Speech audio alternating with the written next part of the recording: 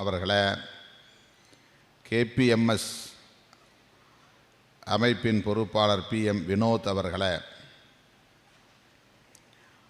அனைவரையும் வரவேற்று உரையாற்றி அமர்ந்திருக்கிற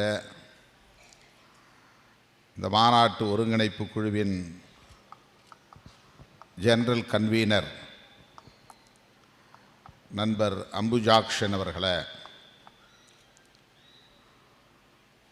உரையாற்றி விடைபெற்று சென்றிருக்கிற காங்கிரஸ் பேர் இயக்கத்தை சார்ந்த நாடாளுமன்ற உறுப்பினர் அன்பு சகோதரர் கொடிக்குனில் சுரேஷ் அவர்களே, இந்த மாநாட்டின் நோக்கம் குறித்து நம்மிடையே உரையாற்றவிருக்கிற விடுதலை சிறுத்தைகள் கட்சியின் பொதுச் செயலாளர் தோழர் டாக்டர் ரவிக்குமார் MP அவர்களே,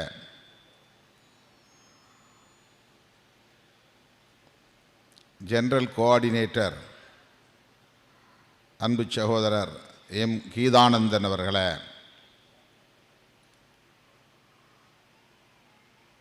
NACDAOR சேர்மன் டெல்லியிலிருந்து வருகை தந்திருக்கிற அசோக் பாரதி அவர்களே, மல்லைப்பள்ளி லக்ஷ்மையா அவர்களே மற்றும் APPS சேர்மன்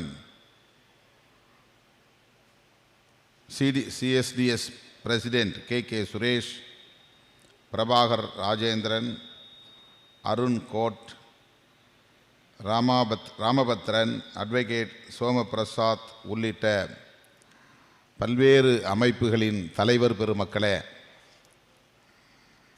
இந்த நிகழ்வில் பங்கேற்று இதனை சிறப்பித்து கொண்டிருக்கிற அம்பேத்கர், ஐயன்காளி, பெரியார் ஆகிய மாமனிதர்களின் கொள்கை வழியில் நின்று போராடி கொண்டிருக்கிற ஜனநாயக சக்திகளே, திரளாக கூடியிருக்கிற எனது அருமை சொந்தங்களே, என் உயிரின் உயிரான விடுதலை சிறுத்தைகளே, உங்கள் அனைவருக்கும் என்னுடைய பணிவார்ந்த வணக்கத்தை தெரிவித்துக் கொள்கிறேன். தயவு கூர்ந்து பெயர்கள் விடுபட்டிருந்தால் பொறுத்தருள வேண்டுகிறேன். இன்றும் நாளையும் 2 நாள் நிகழ்வாக இது ஒருங்கிணைக்கப்பட்டிருக்கிறது. மிக முக்கியமான ஒரு காலச்சூழலில் இந்த மாநாட்டை ஒருங்கிணைத்த உங்கள் அனைவரையும் நான் நெஞ்சார பாராட்டுகிறேன், வாழ்த்துகிறேன். இன்றைக்கு நாடே இது குறித்து விவாதித்து கொண்டிருக்கிறது. அண்மையில் வெளியான சுப்ரீம் கோர்ட் உச்சநீதிமன்ற தீர்ப்பு இந்த விவாதத்திற்கு அடிப்படை காரணமாக இருக்கிறது.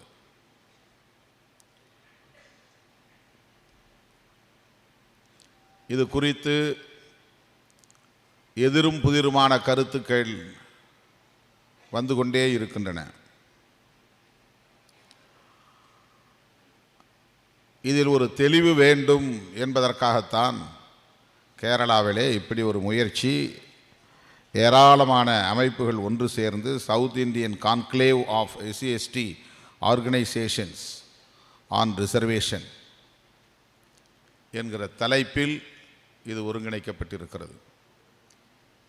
இந்த விவாதம் மிக மிக இன்றியமையாத ஒரு வரலாற்று தேவையாக இருக்கிறது, காலத்தின் தேவையாக இருக்கிறது. ரிசர்வேஷன் என்பது விளிம்பு நிலை மக்களை அதிகாரமயப்படுத்துவதற்கான ஒரு உரிமை.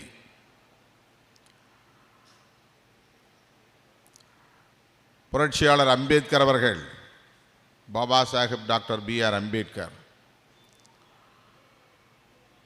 அரசமைப்பு சட்டத்தை எழுதுவதற்கான வாய்ப்பை பெற்ற நிலையில் ஆர்டிகிள் 15(4), 16(4) ஆகிய 2 பிரிவுகளின் மூலம் schedule cost and schedule tribes ஆகிய சமூகங்களுக்கான இடஒதுக்கீட்டை உறுதிப்படுத்தி இருக்கிறார். அகில இந்திய அளவில் schedule cost and schedule tribes என்று ஆயிரக்கணக்கான சாதிகளை பட்டியல்படுத்தி இருக்கிறார். அதனால்தான் இதனை பட்டியல் சமூகம் என்று அழைக்கிறோம். ஒவ்வொரு மாநிலமும் வெவ்வேறு இயற்கை சூழலை கொண்ட மாநிலங்களாக இருப்பதோடு மட்டுமில்லாமல்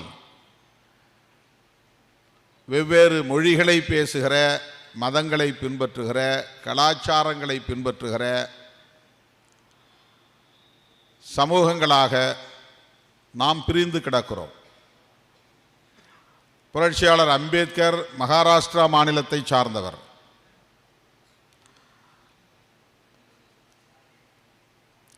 நான் தமிழ்நாட்டை சார்ந்தவன். நீங்கள் கேரள மாநிலத்தை சார்ந்தவர்கள். மாநிலம் என்கிற நிலப்பரப்பால் தனித்தனியே நாம் பிரிந்து கிடக்கிறோம் என்றாலும் மகாராஷ்டிராவிலே பிறந்த புரட்சியாளர் அம்பேத்கருக்கு சமூகத்திலே என்ன மதிப்பு இருக்கிறதோ அதுதான் கேரளாவிலே பிறந்த உங்களுக்கும் இருக்கிறது, தமிழ்நாட்டில் பிறந்த எனக்கும் இருக்கிறது. Social value. அவர் கோட்டு சூட்டு அணியக்கூடிய உடை கலாச்சாரத்தை கொண்டவர். தமிழ்நாட்டிலோ கேரளாவிலோ நாம் நார்மலாக இயல்பாக கோட் சூட் அணிவதில்லை. அவர்கள் கோதுமை ரொட்டி சப்பாத்தி சாப்பிடக்கூடிய உணவு கலாச்சாரத்தை கொண்டவர்கள். மராட்டிய மாநிலத்தில் புரட்சியாளர் அம்பேத்கர் சமூகத்தை சார்ந்தவர்கள். நாம் கேரளாவிலும் தமிழ்நாட்டிலும் அரிசி சோறு தான் அதிகம் சாப்பிடுகிறோம். உணவு வேறுபடுகிறது, உடை வேறுபடுகிறது. தமிழ்நாட்டிலே பெரும்பாலும் தலித்துகள் கருப்பாக இருக்கிறோம், பிளாக் இன் நம்முடைய ஸ்கின் டோன். வட இந்திய மாநிலங்களில் அப்படி யாரும் கருப்பாக இருப்பதில்லை. ஏன் கேரளாவில் கூட அப்படி யாரும் பெரும்பாலும் கருப்பாக இருப்பதில்லை. ஸ்கின் டோன் மாறுபடுகிறது. மொழி மலையாளம், மராத்தி, தமிழ் மாறுபடுகிறது. இதையெல்லாம் ஆங்கிலத்திலே ஹெட்ரோஜீனஸ் என்று சொல்லுகிறார்கள், வேறுபாடுகள் என்று சொல்லுகிறார்கள். ஆனால் இந்தியா முழுவதும் எல்லா மாநிலங்களிலும் வெள்ளையர்கள் இந்த நாட்டை ஆண்ட காலத்திலிருந்தே, அதற்கு முன்பு மன்னர்கள் இந்த நாட்டை ஆண்ட காலத்திலேயே, முகலாயர்கள் ஆட்சி காலத்திலும் சரி, அயல் நாட்டினர் படையெடுத்து வந்து ஆண்ட காலத்திலும் சரி, அலெக்சாண்டர் இந்த நாட்டை கைப்பற்றிய காலத்திலும் சரி, மகாராஷ்டிராவில் அம்பேத்கருடைய முன்னோர்கள் எப்படி நடத்தப்பட்டார்களோ அப்படித்தான் கேரளாவிலே ஐயன்காளி சமூகத்தை சார்ந்தவர்கள் நடத்தப்பட்டார்கள். தமிழ்நாட்டிலே பண்டிதர் அயோத்திதாசர் குடும்பத்தை சார்ந்தவர்கள் அப்படி நடத்தப்பட்டார்கள். இன்றைக்கு அப்படி நடத்தப்படுகிறோம்.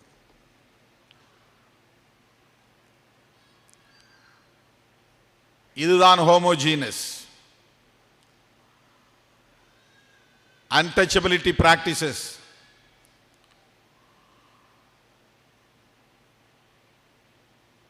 பரப்பின் அடிப்படையிலே உயர்வு தாழ்வு, உயர்ந்த சாதி தாழ்ந்த சாதி, ஹேபிடேஷன்ஸ் வாழிடங்கள் வேறு வேறாக இருக்கிறது. ஆக அன்டச்சபிலிட்டி என்கிற டிஸ்கிரிமினேஷன் தான் homogeneous. In the name of caste, victimization, the victimization என்பதுதான் homogeneous. Discrimination and victimization இந்த அடிப்படையிலான homogeneous character உள்ள சமூகங்களை எல்லாம் பட்டியல்படுத்துகிறார்கள், ஷெட்யூல்டு. அப்படி எதற்காக புரட்சியாளர் அம்பேத்கர் ஒருங்கிணைத்தார்? கேரளாவிலே இருக்கிற புலையருக்கும் எனக்கு என்ன சம்பந்தம் என்று அம்பேத்கர் இருந்திருக்கலாம். தமிழ்நாட்டிலே இருக்கிற பறையருக்கும் எனக்கும் என்ன சம்பந்தம் என்று அம்பேத்கர் கடந்து போயிருக்கலாம். வட இந்திய மாநிலங்களிலே வாழ்கிற மாங் சமூகம், மராட்டி மாநிலத்தில் அம்பேத்கர் மகர் சமூகத்தை சார்ந்தவர். அங்கே மாங், சமார் என்கிற சமூகங்களும் இருக்கின்றன. அந்த சமூகத்திற்கும் தனக்கும் என்ன சம்பந்தம் என்று அவர் கண்டுங்காணாமல் இருந்திருக்கலாம். மகர் சமூகத்தை மட்டும் இணைக்கிற மகர் சாதி சங்கத்தை மட்டும் அவர் உருவாக்கி இருக்கலாம். ஆனால் அவர் மாமனிதர் என்பதனால் இந்தியா முழுவதும் உள்ள ஒடுக்கப்பட்ட சமூகங்கள் அனைவரையும் ஒருங்கிணைக்க வேண்டும் என்று விரும்பினார். இந்தியா முழுவதும் இந்த கேவலம் இருக்கிறது, இந்த ஒடுக்குமுறை, சப்ரஷன் அண்ட் அப்ரஷன் இருக்கிறது, அட்ராசிட்டிஸ், வன்கொடுமைகள் இருக்கின்றன, இழிவுபடுத்தும் நிலை, inhuman behavior against Dalits, மிருகத்தை விட கேவலமாக நடத்தக்கூடிய இழிவான போக்குகள் இருக்கின்றன. செருப்பு அணிய முடியவில்லை, நல்ல ஆடை அணிய முடியவில்லை, நகை நட்டு அணிய முடியவில்லை, உழைப்புக்கேற்ற ஊதியம் பெற முடியவில்லை, நல்ல உணவு உண்ண முடியவில்லை, கொத்தடிமைகளாக கிடக்கிறார்கள், bonded laborers, landless people, நிலம் இல்லை. இவர்களுக்கு எப்போதுதான் விடிவு காலம்? எத்தனையோ மன்னராட்சிகள் வந்து போய்விட்டன. வெள்ளைக்காரனும் இந்த நாட்டை 200 ஆண்டுகள் ஆட்சி செய்து விட்டான். ஆனாலும் இவர்கள் வாழ்வில் வெளிச்சமில்லை, விடிவில்லை. ஆகவே இவர்களுக்கு எஜுகேஷன் அண்ட் எம்ப்ளாய்மெண்ட், கல்வியிலும் வேலை வாய்ப்பிலும் இடம் தேவைப்படுகிறது என்று கவலைப்பட்ட காரணத்தினால் இந்தியா முழுவதும் உள்ள ஆயிரக்கணக்கான சாதிகளை பட்டியல் படுத்தியவர் புரட்சியாளர் Ambedkar. The great leader, revolutionary leader Baba Sahib doctor B.R. Ambedkar achieved this.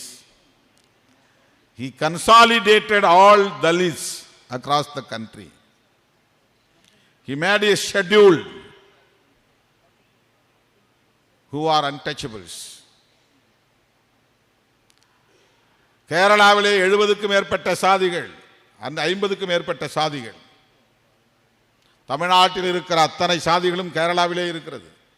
இங்கே புலையர், பறையர், சாம்பவர், கல்லாடி, நாயாடி, செண்டாளர், எண்ணற்ற பல சாதிகள், 53 சாதிகள். இப்படி ஷெட்யூல் செய்வதற்கு யார் காரணம்? ஏன் ஷெட்யூல் செய்தார்கள்?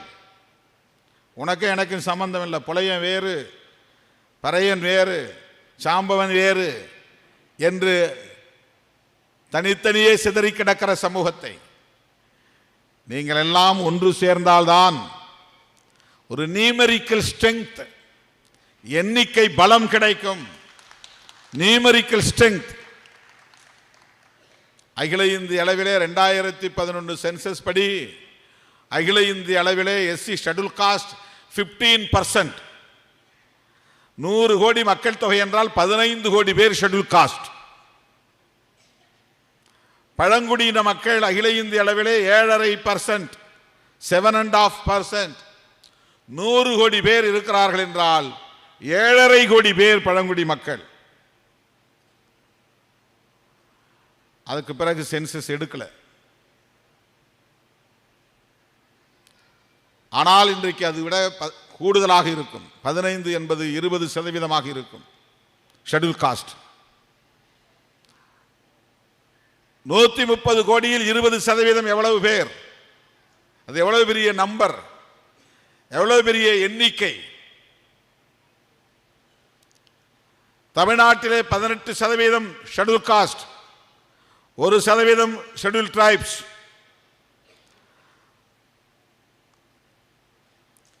State wide population.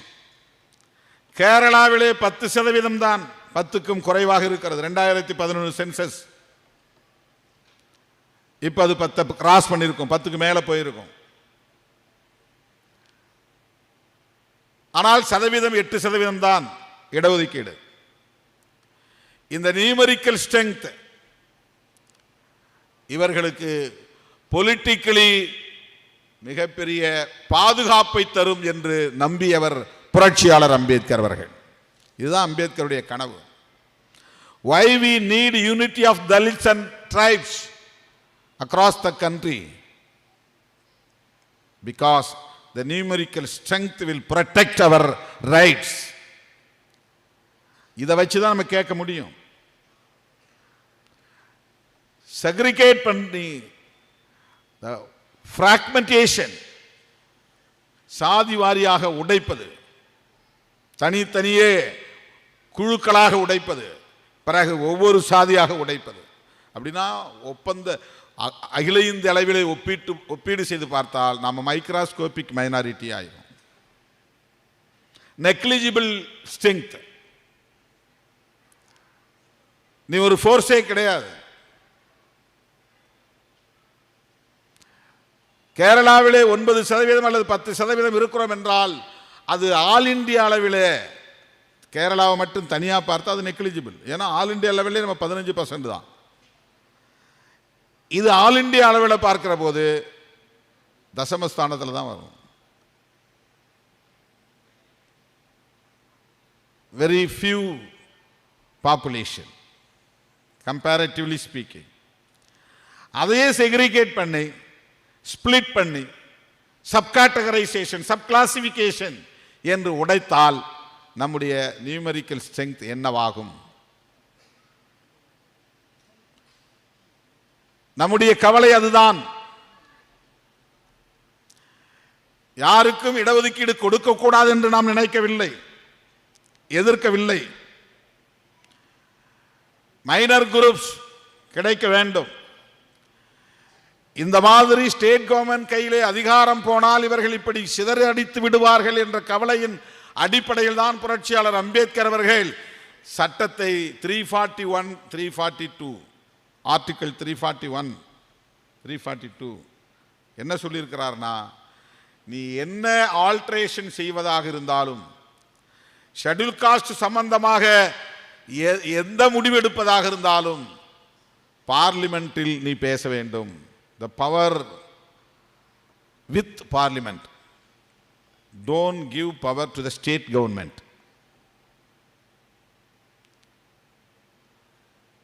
இது ஒரு ப்ரொடெக்ஷன். ஆல் இண்டியா அளவில் ஒரு nation wide approach very essential to protect schedule caste rights. Article 341, 342 இதைத்தான் சொல்லுகிறது. 341 schedule caste, 342 scheduled tribes. Supreme Court verdict இந்த அரசமைப்பு சட்டத்தின் பிரிவுகளுக்கு எதிராக இருக்கிறது. ஆகவே we are objecting this verdict of Supreme Court. Don't give power to the state government to make subclassifications on their own with their power. You bring all issues to the parliament, Lok Sabha or Rajya Sabha, in both houses.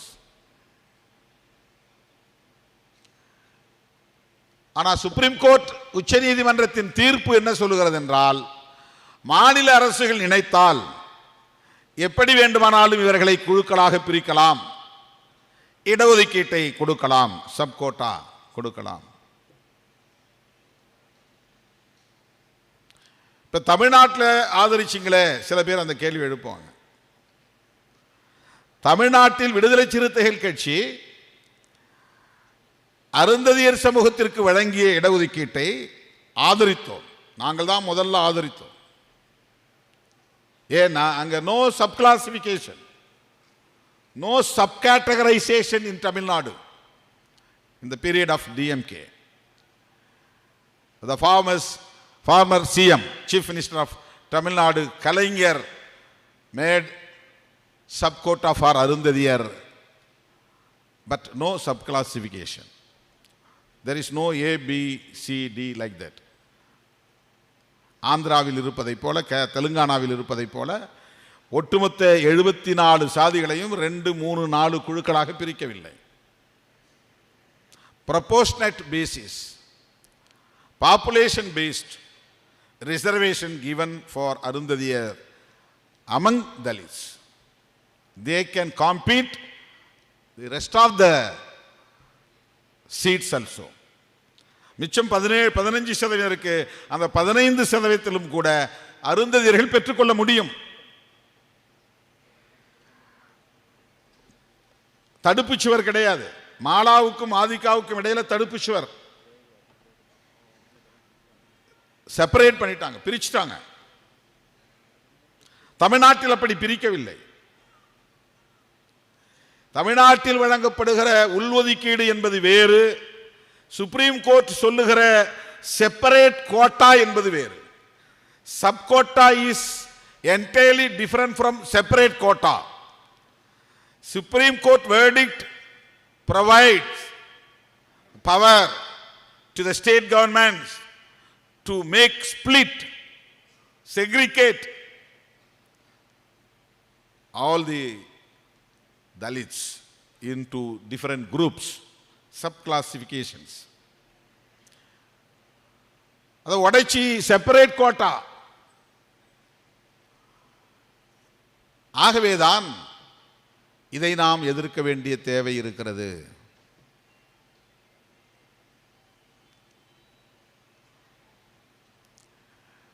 இது மிக மிக முக்கியமான ஒரு controversial issue. Supreme court, ruling people, RSS and all Sangh Parivars are having hidden agenda to split our unity across the country for their political gain. இந்த பார்வை நமக்கு தேவைப்படுகிறது. Supreme கோர்ட்டிலே இருப்பவர்களுக்கு அந்த பார்வை உண்டா என்றால், Sangh Parivar can influence them. They are doing influencing them. Creamy layer, next one. Subclassification, very important keynote point in this Supreme Court verdict. Another one point is creamy layer, economical scale. மேலோட்டமா பார்த்தா அது சரின்னு தோணும், ஆனா அதுவும் ஒரு பெரிய conspiracy, criminal conspiracy behind it. Social justice என்கிற கோட்பாட்டுக்கு ஒருபோதும் எக்கனாமிக்கல் கிரைட்டீரியா பொருந்தாது. சோஷியல் ஜஸ்டிஸ் என்பதற்கும் எக்கனாமிக்கல் கிரைட்டீரியா என்பதற்கும் தொடர்பில்லை, சம்பந்தமில்லை. You cannot fix economical criteria in the social justice philosophy. They want to dilute the concept of social justice. அவருடைய பெஜாரிட்டி பலத்தை வைத்து economically weaker section என்கிற பெயரில் ஒரு சட்டத்தை கொண்டு வந்திருக்கிறார்கள். அதனுடைய நோக்கம் முன்னேறிய சாதிகளை உள்ள ஏழைகளை மேம்படுத்துவதல்ல, எக்கனாமிக்கல் கிரைட்டீரியாவை எங்களால் ஒரு அளவுகோலாக இதிலே கொண்டு வர முடியும் என்று சாதித்து காட்டியிருக்கிறார்கள். அதுதான் சங் பரிவாருடைய நோக்கம். எக்கனாமிக்கலி வீக்கர் செக்ஷன்ஸ் ஃபார்வர்ட் கம்யூனிட்டியில் மட்டும்தான் இருக்கிறார்களா? எல்லா சாதியிலும் இருக்கிறார்கள். அப்படி என்றால் 10% for all in all categories, forward, OBC, scheduled caste and scheduled tribes. You have to apply for all categories, but there is no law like that, only for forward communities. These 10% reservation for only forward community, economically weaker sections. இது எவ்வளவு பெரிய discrimination! அவருடைய நோக்கம், சங் பரிவாரசுடைய நோக்கம் என்னவென்றால், புரட்சியாளர் அம்பேத்கர் அவர்கள் கொண்டு வந்த சமூக நீதி என்கிற சோஷியல் ஜஸ்டிஸ் கோட்பாட்டை நீர்த்து போக செய்ய வேண்டும். They want to dilute the concept of social justice which brought by Dr. B.R. Ambedkar. அதுதான் அவருடைய நோக்கம். இதை நாம் புரிந்து கொள்ள வேண்டும். இந்த சதி திட்டத்தை நாம் புரிந்து கொள்ள வேண்டும். Even we are opposing creamy layer system for OBC also. OBCக்கு கொடுக்க கூடாது. creamy layer என்பது பொருந்தாது. But no objection from OBC. No staunch opposition. Objection from OBC side. Because they merged with Sangh Parivars. All OBC organizations and leaders mostly supporting Sangh Parivars. This is our fact. Really, I am sorry. OBC தலைவர்கள் சங் பரிவார் இயக்கத்தை ஆதரிக்கிறார்கள், எதிர்க்கவில்லை. மண்டல் பரிந்துரையை நடைமுறைப்படுத்த சொல்லி பெரிய போராட்டம் இல்லை, Mandalay தூக்கி கொண்டாடவில்லை. On behalf of VCK, we are extending our support to all OBC organizations to implement Mandal report across the country in all the sphere. But no struggle from OBC for implementing Mandal report 100%. இது யதார்த்தமான ஒரு நிலையாக இருக்கிறது. ஆக இடஒதுக்கீட்டை முற்றாக அழித்தொழிக்க வேண்டும். அதுதான் சங் பரிவார்களின் நோக்கம். அதுதான் இன்றைக்கு பியூரோக்ராட்ஸ் செய்யக்கூடிய வேலை. No reservation in promotion, no reservation in private sector. What is the use of social justice? 85% private sectors are there, only 15% state and central public sectors. Among 15% of the opportunities from union government sectors, public sectors and state government sectors, we are getting reservation. But no 100% implementation. 100% நடைமுறைப்படுத்துவதில்லை. Only 5 to 6%. Only on entry level. No promotion. No reservation in promotion. No reservation in High Court judges, Supreme Court judges. No reservation in high level educational institutes, IIT, IIM, AIMS, like that. No reservation. Only entry level. Kalasi work, 4th grade work, like that. So no reservation in promotion, no reservation in private sector, no 100% implementation in this reservation. In this level, they are not willing to implement this reservation. They want to dilute. அதை நீர்த்து போக செய்ய பார்க்கிறார்கள். No proportionate reservation based on population. We are 10% in Kerala, we need 10% reservation, but only 8%. What about the other 2%? We need proportionate reservation in state and union government sectors. We need reservation in private sectors. No voice from any sections. No voice from any political party. Reservation in private sectors. தனியார் துறைகளில் இடஒதுக்கீடு வேண்டும் என்கிற குரல் ஓங்கி ஒலிக்கிறதா என்றால் இல்லை. பதவி உயர்வில் இடஒதுக்கீடு உண்டா என்றால் இல்லை. There is a provision in Constitution of India 16(4)(a). Every state government can make a legislation for reservation in promotion. பதவி உயர்விலே இடஒதுக்கீடு கொடுப்பதற்கு மாநில அரசுகள் சட்டம் இயற்ற முடியும். அரசமைப்பு சட்டம் 16(4)(a) சொல்லுகிறது. No voice from any political party. They are bothering about minor groups of Dalits. They are exploited by major group of Dalits. This is their worriness. They are not bothering about reservation in private sector. They are not bothering about reservation in promotion.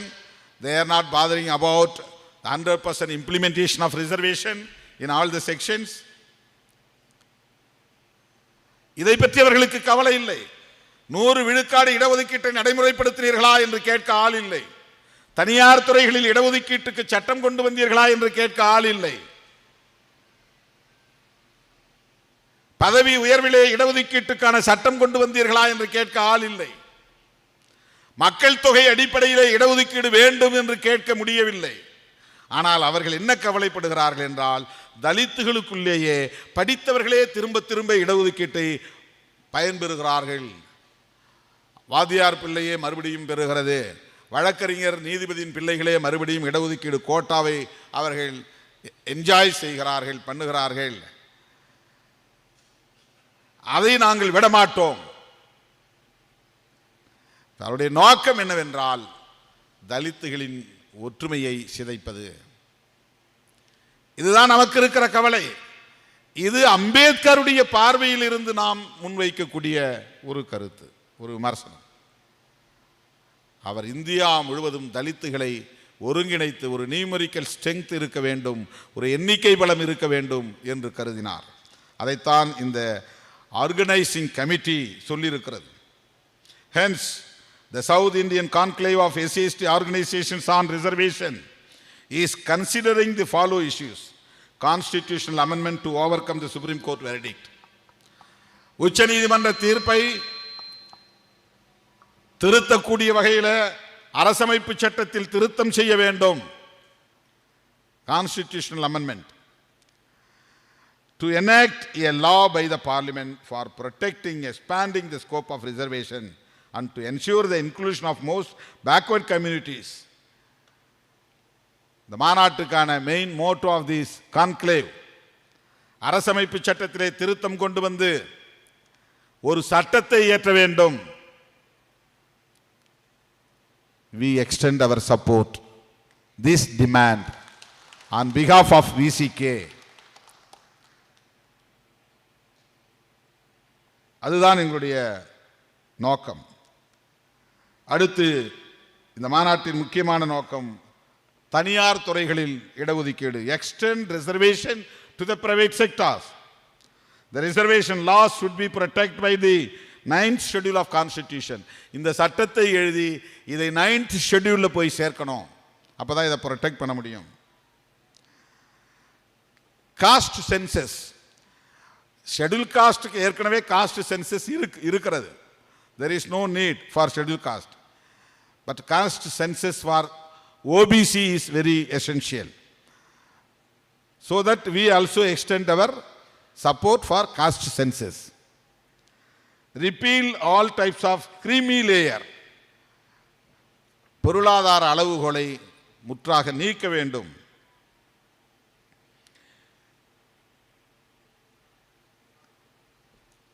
இந்த முக்கியமான காரணங்களை அடிப்படையாக வைத்து இந்த மாபெரும் நிகழ்வு ஒருங்கிணைக்கப்பட்டிருப்பதை எண்ணி நான் பெருமைப்படுகிறேன். விடுதலை சிறுத்தைகள் கட்சியை பொறுத்தவரையில் இந்த கோரிக்கைகள் அனைத்திலும் 100 விழுக்காடு உடன்படுகிறோம். அகில இந்திய அளவில் ஒடுக்கப்பட்ட மக்களின் ஒற்றுமையை பாதுகாக்க வேண்டியது மிக மிக முக்கியமானது. இந்துக்கள் ஒற்றுமை என்பது வேறு, தலித் ஒற்றுமை என்பது வேறு, முதலாளிகள் ஒற்றுமை என்பது வேறு, பாட்டாளி வர்க்க ஒற்றுமை என்பது வேறு.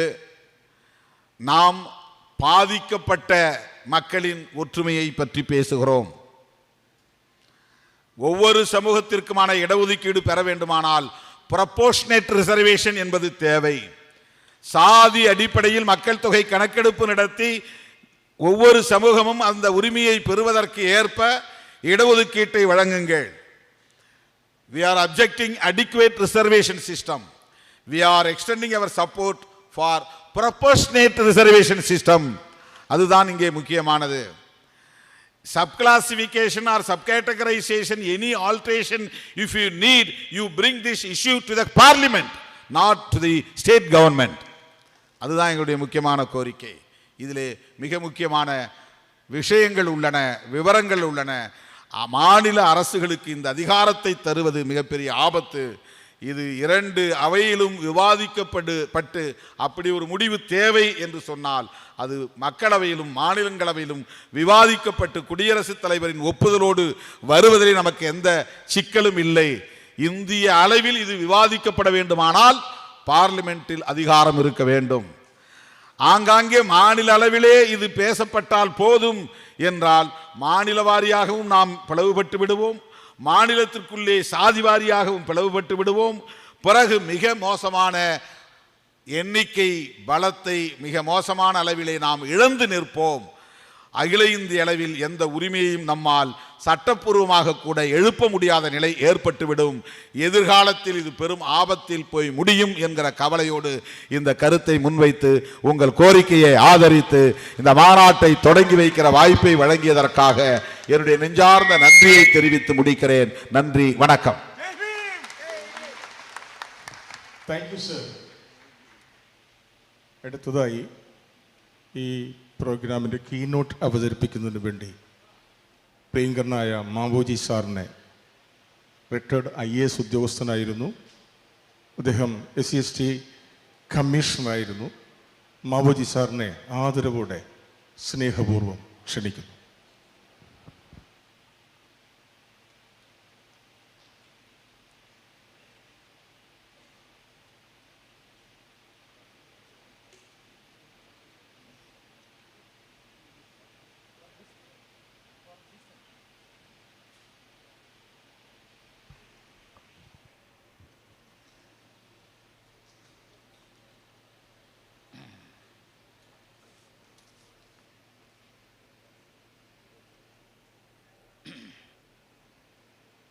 പ്രിയപ്പെട്ട സഹോദരി സഹോദരന്മാരെ,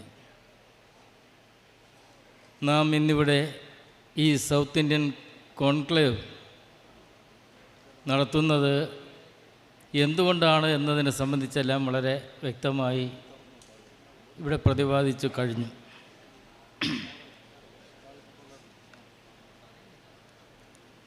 ഇവിടെ ഈ സ്റ്റേജിൽ നിങ്ങളോടൊപ്പം സംസാരിക്കാൻ അവസരം തന്ന VCK national president doctor Thol Thirumavalavan MP, Shri M Geethanandan, Shri Elam Che Guevara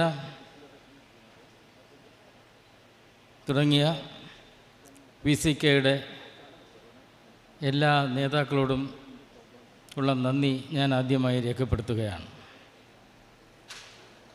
Sometimes my friends who have come from other states may not understand my Malayalam words, so I will translate after some time or every paragraph.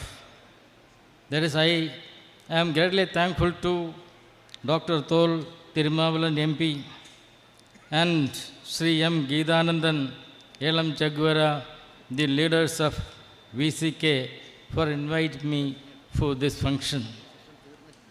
Today we are discussing about the fallout of the judgment of the Supreme Court pronounced on 1st August 2024. 3 issues have been decided by the Supreme Court. One is subclassification, and the next is implementation of the principle of creamy layer. And the third one is, if one generation got reservation, then the second generation should not be given reservation at all. So there are very, very serious issues. How can the Supreme Court subdivide the scheduled caste into 1 or 2 groups or many groups or subgroups? Or how can the Supreme Court allow the state governments to subdivide the list of scheduled caste and scheduled caste which was approved by the President of India? So it is called a presidential list. As per the provisions of the Constitution, Article 341 and 342, to allow the state government to subdivide instead of the Parliament without the notice of anybody in India, anybody in the higher democratic setup at all. How will they implement this thing? The state governments, they may utilize this opportunity for their political ends. So that is why Dr. Ambedkar told that if such an opportunity is given to some other persons, they will utilize it for their political ends. So only the parliament alone can make any kind of addition or deletion from the list. That also means that no other form of alteration or manipulation is possible. So instead of going to the state assemblies, the matter should have been brought to the notice, brought to the parliament for its decision. Instead of that, they have done it so. So how many times they can subclassify scheduled caste and scheduled tribe lists? Is it one time in a year or once in a decade? If they subclassify the SC and the SC list 10 times in a year, who will supervise it? There is no supervisory capacity at all. They can do whatever they need. A norm at the national level can't be fixed by anybody else because this order has already been passed by the Supreme Court. So there is a clear Supreme Court's order means it is the law of the land. Now any state government can pass any kind of order for subclassification. How will we protect? We cannot say that Kerala, but today itself, or tomorrow, if the state government of Kerala issues an order for subclassification, then we have to accept it. If we go to the court of law, then they won't take it at all. The revision petition filed before the Supreme Court has already been rejected. That means it has the force of law right now. The effect is that the SC and ST community will be subdivided again and again for the political lines, and that will lead to the elimination of SC and ST totally. Once Dr. Ambedkar said, and in his great book,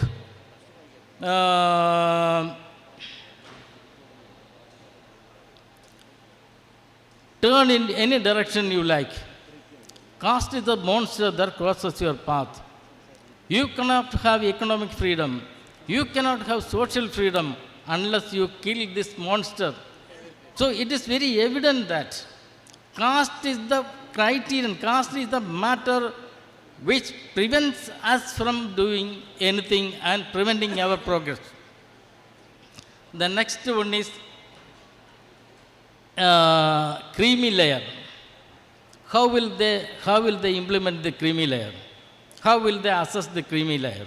Do they have any kind of report from the constitutional authority like National Commission for SC or National Commission for ST or the commission, state commissions? There are so many legal and constitutional authorities in India. Nobody has cared to take into the notice of this kind of national bodies. These are constitutional bodies. They can question even, but the only thing is that they cannot question the order of the Supreme Court. The Supreme Court is supreme to all of this. Only the Parliament can interfere into it. Okay, if we consider the creamy layer adopted for OBCs, what is the criterion? Primary criterion is official status. If somebody is the father and mother are class 2 officers at the age of 40, or father or mother is class 1 officer at the age of 35, they come under the creamy layer section. If somebody has 2 hectares of land, then they will come within the creamy layer. Okay. If their income other than salary is above 8 lakh, they will come under creamy layer. But the salary of government servants, even doctors, engineers, whoever it may be, if they are serving in the state service or government of India service, the salary portion will not be considered at all. Okay? If that is the criterion, how many of the Keralites come under the creamy layer? I must say that I was secretary to government. I won't come within this category because I got into the IAS after getting promoted to the IAS after the age of 40. So I won't come. I don't have 2 hectares of land, that is 5 acres of land. How many SCs and STs have 5 acres of land? If we consider all these things, the population of Kerala is around 36 lakhs. There won't be even 36 people who are within the creamy layer. So what is the purpose of fixing this creamy layer? They don't know even the preliminary things about the financial status or land status or educational status of the SCs and the STs. Totally it is a false thing. It is just to destroy the SCs and STs. This creamy layer principle is adopted by the Supreme Court. The next one is, if one generation got employment under this provision of reservation, the next generation should not be given reservation. Do they have the courage to implement this provision to the OBCs and EWS? Okay? Even the creamy layer is implemented, it will have the very same effect. Why an SC or ST person come under the creamy layer? Because he got employment through reservation. Otherwise, he won't get even a single person will get into the services. When I was the commissioner for entrance examination, I know that for the 11 years, only 6 persons got admission to MBBS under merit. Okay, all others who have got into the MBBS and other sectors are through reservation only. Do you know the IAS officers who got into the IAS through the UPSC exam? All of them have got this IAS position through reservation only. Only 1 or 2 persons are lost. 1 person from Kashmir or somewhere has got first rank. That is that some extraordinary person may be there, just like our Ambedkar. So all these principles were adopted just to destroy the SCs and STs. We should understand that. Do they have the courage to say in public that you are equal to the forward community Savarnas? At one portion they have noted that now India has become a casteless society. That is written in this judgment itself. Where is this casteless society? Do you know, even now, day before yesterday, one person came to me for an SC certificate because the village officer is not recommending this SC certificate. Okay, how will he get? This SC certificate is not being recommended by the village officer to the Tahsildar. Why? Because this person who has got reservation for primary schools, high school, higher secondary, then MBBS, for the PG seat, this SC certificate is being denied. That means he is just telling that, I will tell you in Malayalam, നീയൊക്കെ ഇത്ര പഠിച്ചാൽ മതിയടാ, നീ MBBS പഠിച്ചില്ലേ, ഇത് reservation, ഞങ്ങൾ തന്ന റിസർവേഷനിലാണ് നീ പഠിച്ചത്, നീ ഇനി പഠിക്കണ്ട എന്ന് പറയാൻ who is the authority? This revenue officials means he is just an employee of the people. We are paying his salary and other benefits. Then how can he say that he is giving reservation? Okay, even now, about 90% of the officials think that they are giving reservation to the SCs and STs. Even the OBCs, I know it. I know thousands of cases in which the OBCs are insulting the SCs and STs. How can we say that we are equal to the OBCs when they are showing untouchability towards SCs and STs?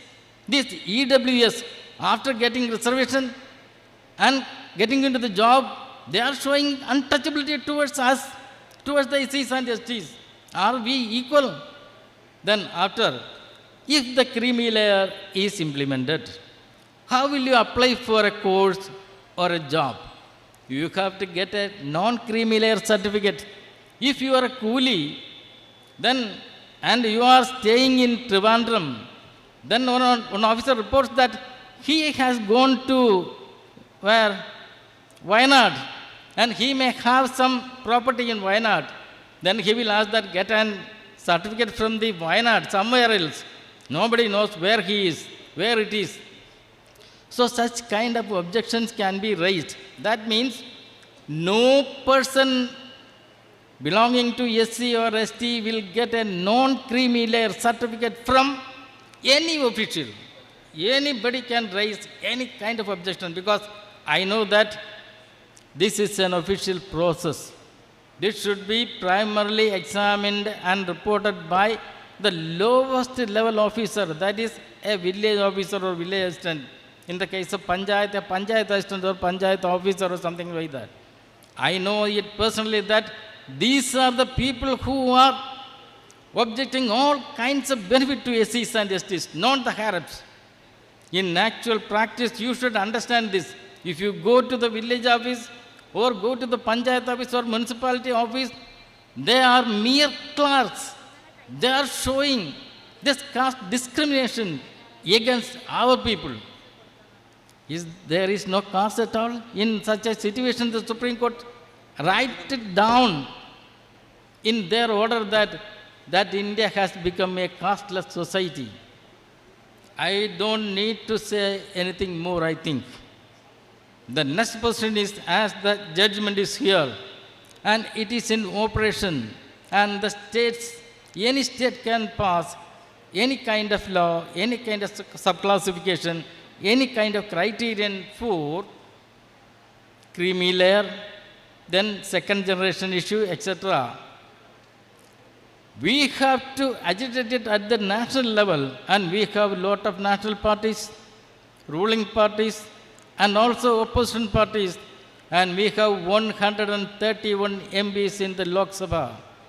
We have to request these MPs to come together and pass a resolution to amend the constitution to nullify the effect of this judgment passed by the Supreme Court on 1st August 2024. How can we do it? I just wanted to know it because I am answerable to my organization, APPS, that is Anubadika Pradhanithya Prakshopa Samiti. It's an organization to agitate for proportional representation of SCs and STs in government service and all other sectors under government and elsewhere. And also we have to ask for reservation in private sector also. These are the two important points. In Kerala we have lot of other issues. I think that need not be discussed here. That we will discuss with our Honorable Sri Gidanandan. I know, he is a great revolutionary. He was a revolutionary. He is a revolutionary. He will be a revolutionary. Once a revolutionary, he will always be a revolutionary. I respect him. I give him red salute to Gidanandan. Thank you very much.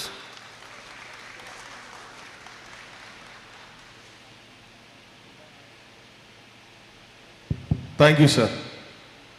അടുത്തതായി ബഹുമാനപ്പെട്ട KPMSൻ്റെ general secretary PM Vinod സാറിനെ ക്ഷണിക്കുകയാണ്.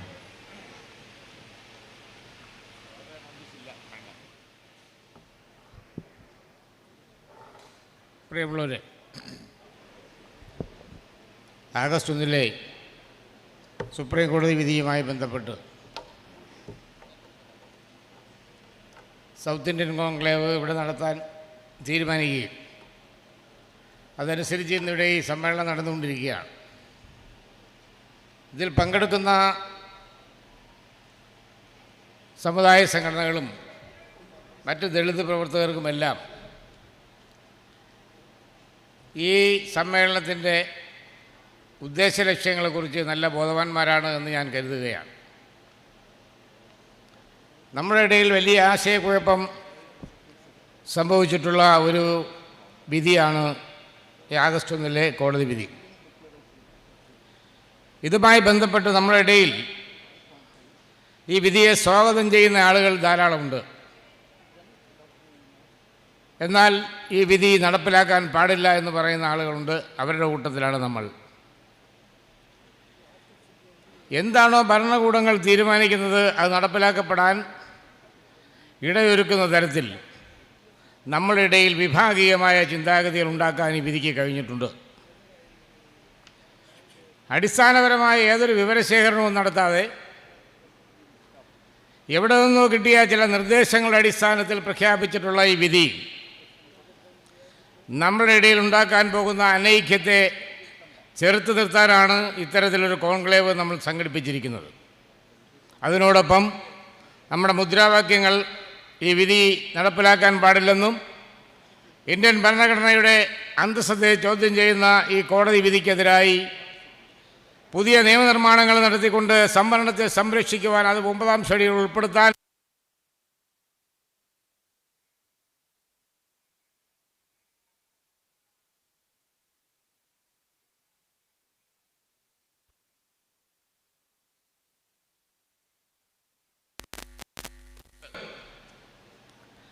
അതെല്ലാം നമുക്ക് കൃത്യമായി ബോധ്യമുണ്ടായിരിക്കണമെന്നാണ് എനിക്ക് അവസരത്തിൽ പറയുവാനുള്ളത്. നമ്മുടെ ഐക്യം ഇന്ത്യയിലാകമാനം രൂപപ്പെട്ടു വരുന്ന പട്ടികജാതി പട്ടിക വിഭാഗങ്ങളുടെയുള്ള ഐക്യം തകർക്കുവാൻ ചില ഛിദ്രശക്തികളുടെ ഗൂഢമായ ചില പ്ലാനുകളും പദ്ധതികളുമാണ് ഇവിടെ നടപ്പിലാക്കിക്കൊണ്ടിരിക്കുന്നതെന്ന വസ്തുത നിങ്ങൾക്കറിയാം. നമ്മളെയെല്ലാം വിഘടിപ്പിച്ച് തമ്മിലടിപ്പിച്ച് നമ്മുടെ വിലപേശൽ ശക്തിയെ തകർക്കുവാനുള്ള ഇത്തരം കോടതി വിധികളെ ചെറുത്ത് തോൽപ്പിക്കേണ്ടത് അത്യാവശ്യമാണ്. കേരളത്തിലെ ഭൂരിപക്ഷ സമുദായത്തെ പട്ടികജാതി സമുദായത്തെ പ്രതിനിധീകരിക്കുന്ന ഒരാളെന്ന നിലയിൽ നമ്മൾ പരസ്പരം ഒരുപാട് തെറ്റിദ്ധാരണകൾ വെച്ച് പുലർത്തുന്നുണ്ട്. ആ തെറ്റിദ്ധാരണകൾ അവസാനിപ്പിക്കണം. നമ്മളിടയിൽ നിന്ന് ആർക്കെങ്കിലും ഈ സംവരണത്തിൻ്റെ തോതുകൾ പൂർണ്ണാർത്ഥത്തിൽ ലഭിക്കാതെ പോയിട്ടുണ്ടെങ്കിൽ ആ ആളുകൾക്കത് ലഭിക്കാനുള്ള മാർഗമുണ്ടാക്കണമെന്ന കാര്യത്തിൽ നമുക്ക് അഭിപ്രായ വ്യത്യാസമില്ല. അതിന് വേറെ എത്രയോ മാർഗങ്ങളുണ്ട്. ആ മാർഗങ്ങൾ ഉപയോഗിച്ചുകൊണ്ട് നമ്മുടെ സംവരണ വ്യവസ്ഥയെ അട്ടിമറിക്കാതെ ദുർബല വിഭാഗങ്ങളായി സംവരണത്തിൻ്റെ ആനുകൂല്യം ലഭിക്കാതെ പോയിട്ടുള്ള ആളുകളെ ചേർത്ത് നിർത്തി അവർക്ക് ആനുകൂല്യങ്ങൾ കൊടുക്കുവാനും അവരെവിടെയാണോ അവർക്ക് പ്രാതിനിധ്യം നഷ്ടപ്പെട്ടുള്ളത് അവിടെയെല്ലാം പ്രാതിനിധ്യം കൊടുക്കുവാനുമൊക്കെ നമുക്ക് കഴിയുന്ന സാഹചര്യങ്ങളും നിയമനിർമ്മാണങ്ങളും നടത്താൻ കഴിയുമ്പോൾ അത്തരത്തിലുള്ള എല്ലാ മാർഗങ്ങളെയും അടച്ചുകൊണ്ട് സംവരണതത്വം അട്ടിമറിക്കുന്ന ഇത്തരത്തിലുള്ള വിധികളെ ചെറുത്ത് തോൽപ്പിക്കുവാൻ കേരളത്തിലും ഇന്ത്യയിലും ഇന്ന് രൂപപ്പെട്ടിട്ടുള്ള ഈ ഐക്യം നിലനിർത്തുവാൻ നമ്മളെല്ലാം ഒറ്റക്കെട്ടായി മുന്നോട്ട് പോകണം. അതിനായി യാതൊരുവിധ അഭിപ്രായ വ്യത്യാസങ്ങളുമില്ലാതെ നമ്മളോടൊപ്പം സഹകരിക്കാതിരിക്കുന്ന ആളുകളോടും ഈ കോൺക്ലേവിൻ്റെ ഉദ്ദേശ ലക്ഷ്യങ്ങളെക്കുറിച്ച് ബോധ്യപ്പെടുത്തി അവരെയൊക്കെ നമ്മുടെ ഇടയിലേക്ക് കൊണ്ടുവരുവാനും ഇതിനെതിരായി വർത്തമാനം പറയുന്ന ആളുകളുമായി ഒരു പബ്ലിക് ഡിബേറ്റ് തന്നെ വെച്ചുകൊണ്ട് ഓപ്പൺ ഡിബേറ്റ് സംഘടിപ്പിച്ച് എന്താണ് വിഷയങ്ങളെന്ന് അവരോട് ആശയവിനിമയം നടത്തിക്കൊണ്ട് അവരെയും ചേർത്ത് നിർത്തി ഇത്തരത്തിലുള്ള പദ്ധതികളുമായി നമുക്ക് മുന്നോട്ട് പോകണം. കേരളത്തിൽ രൂപപ്പെട്ടു വരുന്ന ഈ ദളിത് ഐക്യത്തെ നമുക്ക് സംരക്ഷിച്ച് നിർത്തുവാൻ എല്ലാ ആളുകളുടെയും സഹായ സഹകരണം ഉണ്ടാകണമെന്ന് മാത്രം ഈ കോൺക്ലേവിൽ ഞാൻ അഭ്യർത്ഥിച്ചുകൊണ്ട് എൻ്റെ വാക്കുകൾ അവസാനിപ്പിക്കുന്നു. JKPMS. Thank you sir. ഒരാൾ അഡ്വക്കേറ്റ് ശാന്തകുമാരി സാറിൻ്റെ പ്രസംഗത്തോടു കൂടി ഫസ്റ്റ് സെഷൻ അവസാനിക്കുകയാണ്. The most important session is coming. The second session after 2 o'clock നമ്മൾ തുടങ്ങുന്നതാണ്. പ്രധാനപ്പെട്ട നേതാക്കന്മാരെല്ലാം സംവദിക്കുന്നത് 2ാം സെക്ഷനിലാണ്. തീർച്ചയായിട്ടും ഈ ഫസ്റ്റ് സെഷൻ അവസാനിക്കുകയാണ്. അഡ്വക്കേറ്റ് ശാന്തമ്മ ക്ഷണിക്കുന്നു. ബഹുമാന്യ അധ്യക്ഷൻ, ഉദ്ഘാടകൻ, വേദിയിലെയും സദസ്സിലെയും വിശിഷ്ട വ്യക്തികളെ എല്ലാവർക്കും ജയ് ഭീം. എല്ലാവർക്കും നമസ്കാരം. കാതലായ കാര്യങ്ങൾ പറഞ്ഞു കഴിഞ്ഞു. എങ്കിലും the object of Article 341 and 342 to eliminate the necessity of burdening the Constitution with a long list of scheduled castes and scheduled tribes on political factors and so on. ഇത് ഡോക്ടർ അംബേദ്കർ 17/9/1949 കോൺസ്റ്റിറ്റ്യൂവൻ്റ് അസംബ്ലിയിൽ പറഞ്ഞതാണ്. വളരെ ശക്തമായ ഭാഷയിൽ അദ്ദേഹം പറഞ്ഞ മറുപടി ആ ചോദ്യം ഇതായിരുന്നു: എന്തുകൊണ്ട് doctor Ambedkar, the chairman doctor Ambedkar, why are you not giving power to the state government to include the scheduled castes and scheduled tribes? Why you are not giving power to the state government? അതിനാണ് doctor Ambedkar മറുപടി പറഞ്ഞത്. അതായത് scheduled കാസ്റ്റിനെയും scheduled ട്രൈബ്സിനെയും ഒരു സ്റ്റേറ്റിനെ അടിസ്ഥാനപ്പെടുത്തി നിശ്ചയിക്കുമ്പോൾ അതിന് ഗവർണറോടൊരു consultation മാത്രമേ കോൺസ്റ്റിറ്റ്യൂഷനിൽ article 341 342 doctor Ambedkar പറഞ്ഞിരുന്നുള്ളൂ. എന്തുകൊണ്ട് നിങ്ങൾ സ്റ്റേറ്റിന് പവർ കൊടുത്തില്ല? എന്തുകൊണ്ട് ഷെഡ്യൂൾഡ് കാസ്റ്റിനെ ഷെഡ്യൂൾഡ് ട്രൈബിനെ നിശ്ചയിക്കാനുള്ള പവർ, അധികാരം നിങ്ങൾ സ്റ്റേറ്റ് ഗവൺമെൻറ്റിന് കൊടുത്തില്ല എന്ന് വളരെ ക്രിട്ടിസൈസ് ചെയ്തുകൊണ്ട് വിമർശനം ഡോക്ടർ അംബേദ്കറോട് ചോദിക്കുമ്പോൾ കോൺസ്റ്റിറ്റ്യൂവൻ്റ് അസംബ്ലിയിലെ അധികാരന്മാരോട് നേരിട്ട് നിന്നുകൊണ്ട് ഡോക്ടർ അംബേദ്കർ പറഞ്ഞ വാക്കുകളാണിത്. നിങ്ങൾ ഓർക്കണം, പല കാസ്റ്റുകളുണ്ട് ഇന്ത്യയിലെ. മൊത്തം പല കാസ്റ്റുകൾ ഈ രാജ്യത്ത് അൺടച്ചബിലിറ്റി അഥവാ അയിത്ത് അനുഭവിച്ച ജാതിക്കാർ, അവരെ ഒരു ക്ലാസ്സായിട്ടാണ് ഡോക്ടർ അംബേദ്കർ കൂട്ടിയത്. എന്തുകൊണ്ട് ക്ലാസ്സായിട്ട് കൂട്ടിയിട്ടുണ്ടെന്ന് നമ്മൾ ആരെങ്കിലും ചിന്തിച്ചിട്ടുണ്ടോ? പക്ഷേ ഡോക്ടർ അംബേദ്കർ വളരെ വർഷങ്ങൾക്ക് മുമ്പ് തന്നെ, 75-76 വർഷങ്ങൾക്ക് മുമ്പ് തന്നെ ഡോക്ടർ അംബേദ്കർ അത് കണ്ടുപിടിച്ചു. അതുകൊണ്ടാണ് ഈ കാസ്റ്റായി നിന്നു കഴിഞ്ഞാൽ എന്തു സംഭവിക്കും? ഒരു ക്ലാസിൻ്റെ ഫലം കൊണ്ടുവരില്ല. അതുകൊണ്ട് തന്നെ മുനിസ്വാമി പിള്ള എന്ന കോൺസ്റ്റിറ്റ്യൂവൻ്റ് അസംബ്ലിയിലെ വേറൊരു അധികാരൻ ഡോക്ടർ അംബേദ്കറോട് പറഞ്ഞു, I congratulate doctor Ambedkar because A class can request, A class can demand and also the class can resist. ഒരു ക്ലാസ് ആകുമ്പോൾ ഒരു ജാതി പോലെയല്ല, മറിച്ച് ആ ക്ലാസ്സിന് പല കാര്യങ്ങളും അഭ്യർത്ഥിക്കാൻ പറ്റും, പല കാര്യങ്ങളും ആവശ്യപ്പെടാൻ പറ്റും, അതുപോലെ തന്നെ പല കാര്യങ്ങളും എതിർക്കാൻ പറ്റും. ഡോക്ടർ അംബേദ്കർ ദീർഘവീക്ഷണമാണ് നമ്മളവിടെ കാണേണ്ടത്. അതുകൊണ്ടാണ് ഡോക്ടർ അംബേദ്കർ ഒരു ഹോമോജീനസ് ക്ലാസ്, അതായത് ഈ കാസ്റ്റുകൾ ഹെട്രോജീനസ് അല്ലെങ്കിൽ വിവിധ സ്വഭാവമുള്ളതല്ല, മറിച്ച് ഇത് ഒരേ സ്വഭാവമുള്ള ക്ലാസ്സാണെന്ന് ഡോക്ടർ അംബേദ്കർ പറഞ്ഞത്. എത്രമാത്രം ആ ഒരു ഡോക്ടർ അംബേദ്കറുടെ ഒരൊറ്റ വിഷൻ, ദീർഘവീക്ഷണം, ആ ഒരൊറ്റ ദീർഘവീക്ഷണം നമ്മൾ മനസ്സിലേറ്റിയിട്ടുണ്ടെങ്കിൽ തീർച്ചയായിട്ടും നമ്മൾക്കിതിനെക്കുറിച്ച് യാതൊരു സംശയങ്ങളും വരത്തില്ല. കാരണം അതിന് പ്രസിഡന്റിന് മാത്രമേ പവറുള്ളൂ. അത് ഡിക്ലെയർ ചെയ്യാൻ ഒരു സ്റ്റേറ്റിലെ ജാതിയെ ഡിക്ലെയർ ചെയ്യാനായിട്ട് അല്ലെങ്കിൽ നോട്ടിഫൈ ചെയ്യാനുള്ള വിജ്ഞാപനം ചെയ്യാനുള്ള പവർ, അധികാരം പ്രസിഡന്റിന് മാത്രമേ ഉള്ളൂ.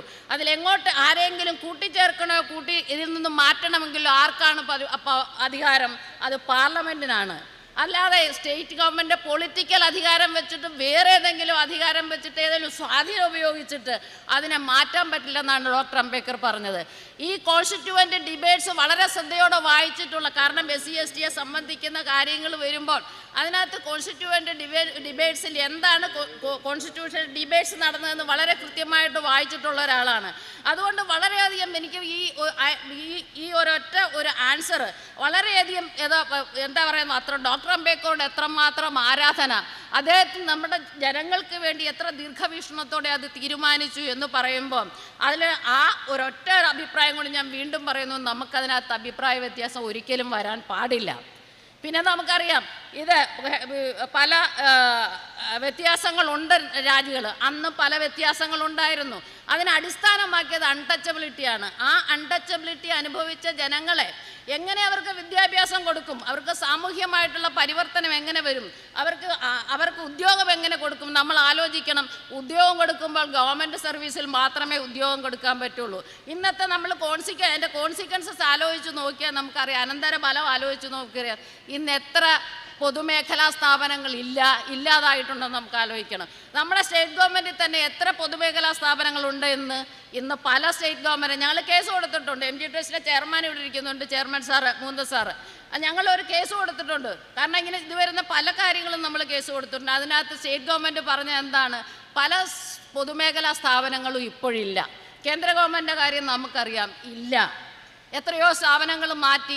അപ്പോൾ പിന്നെ ഇവർ പുതിയ വിധി കൊണ്ടുവന്നിട്ട് EV ചിന്നയ്യ എന്ന് പറയുന്ന EV Chinnaiah versus state of Kerala എന്ന് പറയുന്ന കേസിൽ ഒരു കാരണവശാലും ആ ഒരു കേസിൽ മാത്രമല്ല പല കേസുകൾ, ഞാനിപ്പോൾ അതിന് സമയമില്ലാത്തതുകൊണ്ട് പറയുന്നത്, പല കേസുകളിലും പറഞ്ഞു ഒരു കാരണവശാലും ഒരു എൻക്വയറി പോലും പ്രസിഡന്റ് ഒരു ജാതി ഒരു സ്റ്റേറ്റിനെ സംബന്ധിച്ച് തീരുമാനിച്ചിട്ടുണ്ടെങ്കിൽ, ഡിക്ലെയർ ചെയ്തിട്ടുണ്ടെങ്കിൽ അതിനൊരു എൻക്വയറി പോലും പാടില്ല എന്ന് പറഞ്ഞു. അങ്ങനെ ഒരുപാട് നഷ്ടം നമുക്ക് വന്നിട്ടുണ്ട്.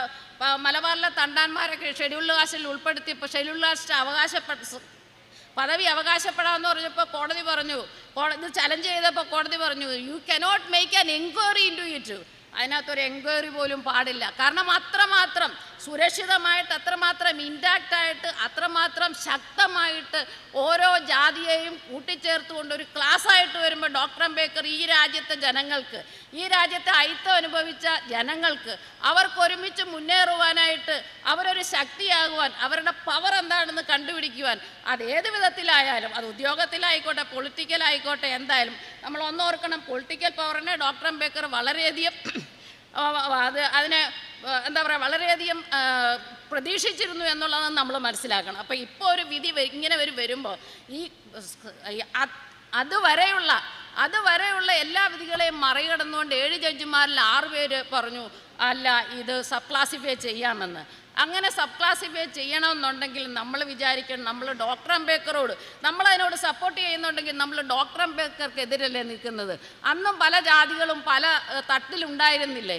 അത് പിന്നീട് നമ്മൾ ആർക്കണം, കോൺസ്റ്റിറ്റ്യൂഷനിൽ പല കാര്യങ്ങളും എഴുതി ചേർത്തു ഈ ഉയർന്നു വരാത്ത ജാതികൾക്ക് വേണ്ടി, അല്ലെങ്കിൽ ഉയർന്നു വരാത്ത വിഭാഗത്തിന് വേണ്ടി.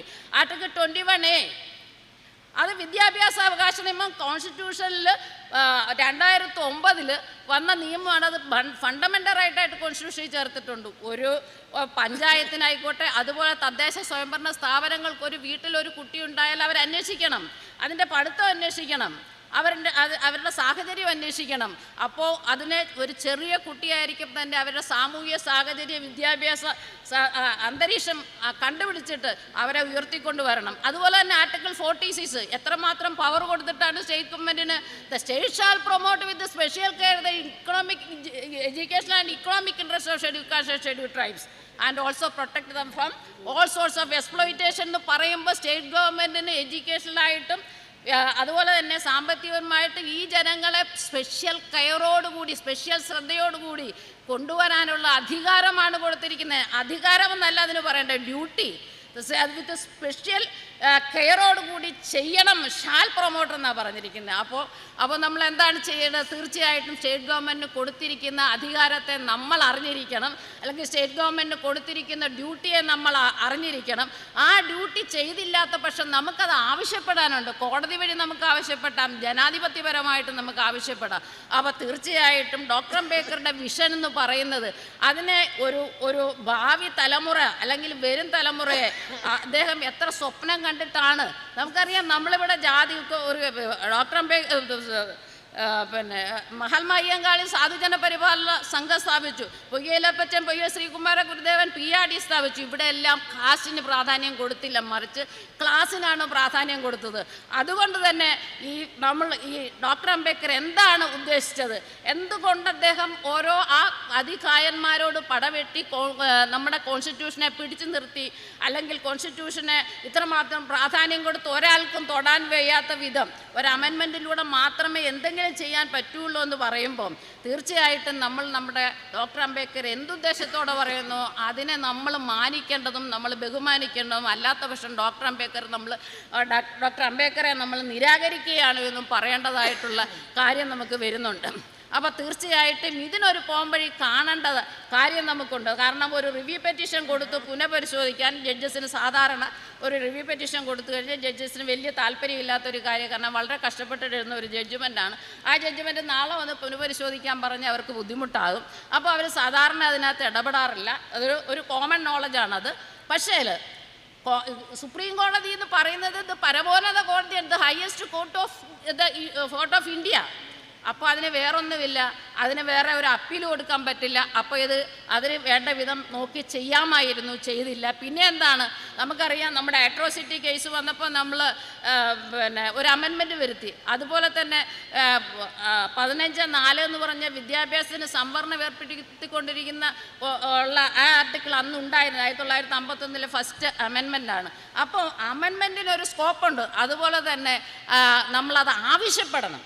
നമ്മൾ ആവശ്യപ്പെട്ടില്ലെങ്കിൽ അത് നടക്കില്ല. അതുകൊണ്ടാണ് നമ്മൾ ഇതുപോലെ ലെജിസ്ലേറ്റീവ് പവറുള്ള നിയമനിർമ്മാണത്തിൽ പങ്കുവഹിക്കുന്ന ആളുകളെ നമ്മൾ പ്രത്യേകമായിട്ട് നമ്മളോട് താല്പര്യമുള്ളതും ഈ വിഷയത്തിൽ വളരെ അപഗ്രഥനം നടത്തി ഈ ആളുകൾക്ക് വേണ്ടി നിൽക്കുന്ന പാർലമെൻറ്റിലും അസംബ്ലിയിലായിക്കോട്ടെ ഈ ജനങ്ങൾക്ക് വേണ്ടി നിൽക്കുന്ന ആളുകളെ നമ്മൾ പ്രത്യേകം തെരഞ്ഞുപിടിച്ച് ഇവിടെ കൊണ്ടുവന്നിരിക്കുന്നത്.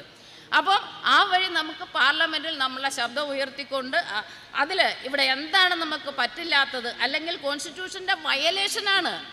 വയലേഷൻ കാരണം 341, 342 എന്ന് പറയുന്ന ആർട്ടിക്കിൾ ഒരു കാരണവശാലും സ്റ്റേറ്റിന് പവറില്ല, അല്ലെ സ്റ്റേറ്റിന് അത് സബ്ഡിവൈഡ് ചെയ്യാൻ പാടില്ല എന്ന് പറയുമ്പോൾ, അത് പാടുണ്ട് എന്ന് പറയുമ്പോൾ അത് കോൺസ്റ്റിറ്റ്യൂഷൻ്റെ തീർച്ചയായിട്ടും വയലേഷനാണ്. നമ്മളെ സംബന്ധിച്ചിടത്തോളം കോൺസ്റ്റിറ്റ്യൂഷൻ്റെ എന്താ പറയുന്ന അതിൻ്റെ വിഘാതമായിട്ട് നിൽക്കുന്ന ഒരു സംഭവം. അപ്പോൾ തീർച്ചയായിട്ടും എന്താണ് ഡോക്ടർ അംബേദ്കർ എന്ന് ഉദ്ദേശിച്ചത് നമ്മൾ അറിയണം. അപ്പോൾ അതുകൊണ്ട് തന്നെ അതിനെ മറികടക്കാനുള്ള വഴി ജനായത്വപരമായിട്ട് നമ്മൾ തന്നെ തീരുമാനിച്ച് നമ്മളായ ഒരു ശക്തിയായിട്ട് നിന്നെങ്കിൽ മാത്രമേ അത് സാധ്യമാവുള്ളൂ. പിന്നെ പറഞ്ഞത് ക്രീമി ലെയർ. എങ്ങനെയാണ് ക്രീമി ലെയർ? അത് മാവോജി സാർ ഇവിടെ പറഞ്ഞു. ഒരു വീട്ടിൽ ഒരു 2 ആളുകളുണ്ടെങ്കിൽ അവർ ഫസ്റ്റ് ക്ലാസ് ജോലി കിട്ടി അവർ വീട്ടിലുണ്ടെങ്കിൽ മാത്രമേ അവരെ ക്രീമി ലെയർ ആകാൻ പറ്റുള്ളൂ. അതുകൊണ്ടാണ് സാറ് പറഞ്ഞത്, sir additional secretary to government പോസ്റ്റായിട്ട് അദ്ദേഹത്തിന് അത് ചോദിക്കാൻ പറ്റില്ല എന്ന് പറഞ്ഞത്. അപ്പോൾ പക്ഷേ ഇത് ഇങ്ങനെ ഉണ്ടെങ്കിൽ, നിയമം അങ്ങനെയാണെങ്കിൽ 8.5 ലക്ഷം രൂപ വെച്ചിരിക്കുന്ന ഒരു വരുമാന പരിധി വെച്ചിരിക്കുന്നതുകൊണ്ട് തീർച്ചയായിട്ടും വില്ലേജ് ഓഫീസിൽ ചെല്ലുമ്പോൾ നമുക്ക് കിട്ടുമോ?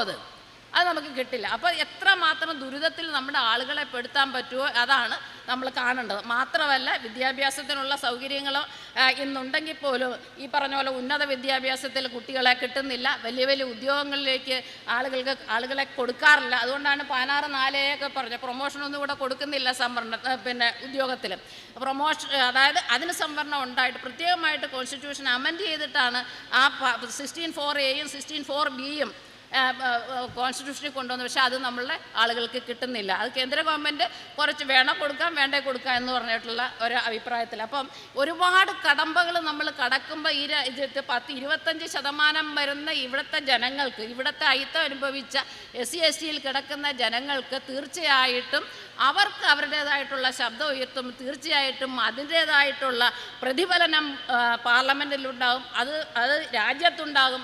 അതാണ് ഡോക്ടർ അംബേദ്കർ നമ്മളെ കൊണ്ട് ഉദ്ദേശിച്ചിരിക്കുന്നത്. അതേസമയം ഒന്നുകൂടി നോക്കണം, 342(a) എന്ന് പറഞ്ഞ് OBCയുടെ ഒരു പുതിയ ഒരു അമെൻമെൻറ്റ് വന്നിട്ടുണ്ടായിരുന്നു 2019. അത് ഇൻടാക്റ്റായിട്ട് കിടക്കുക, അത് ഒന്നും തൊടാൻ പാടില്ല. അതേസമയം 341, 342 സ്റ്റേറ്റിന് കൈകടത്തിയിട്ട് സ്റ്റേറ്റിന് ഇഷ്ടം പോലെ സബ് ക്ലാസിഫൈ ചെയ്ത് ABCD ആക്കാമെന്ന് പറയുന്ന ആ ഒരു എന്താ പറയുന്ന അതൊരു തീരുമാനം ശരിയായിട്ടുള്ളതല്ല. തീർച്ചയായിട്ടും നമ്മളത് മനസ്സിലാക്കണം.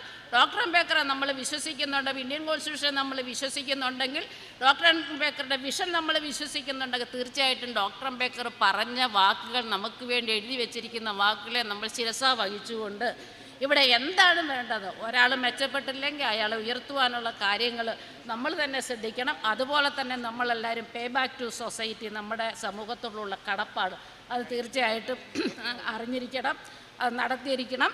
അതുകൊണ്ട് തന്നെ പാർലമെൻറ്റിൻ്റെ മുന്നിൽ ഇത് കൊണ്ടുവരിക, 9th ഷെഡ്യൂൾ ഇത് പെടുത്തുക, ഇതുപോലെയുള്ള കാര്യങ്ങൾക്ക് എല്ലാവിധ പൂർണ്ണമായിട്ടുള്ള പിന്തുണയും എല്ലാവരും നൽകണമെന്ന് മാത്രം അഭ്യർത്ഥിച്ചുകൊണ്ട് ഇത് സംഘടിപ്പിച്ച നമ്മുടെ ഗീതമാഷിനും ഇതുപോലെ അംബുജാഷിനും ഇതുപോലെ തന്നെ ഇതിൽ കഷ്ടപ്പെട്ട ഒരുപാട് പേരുണ്ട്.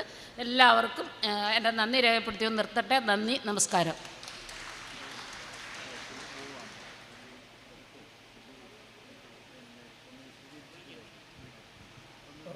Thank you madam. ബഹുമാനപ്പെട്ട ഡി രവികുമാർ MBA ക്ഷണിക്കാം. Hearty welcome to you sir.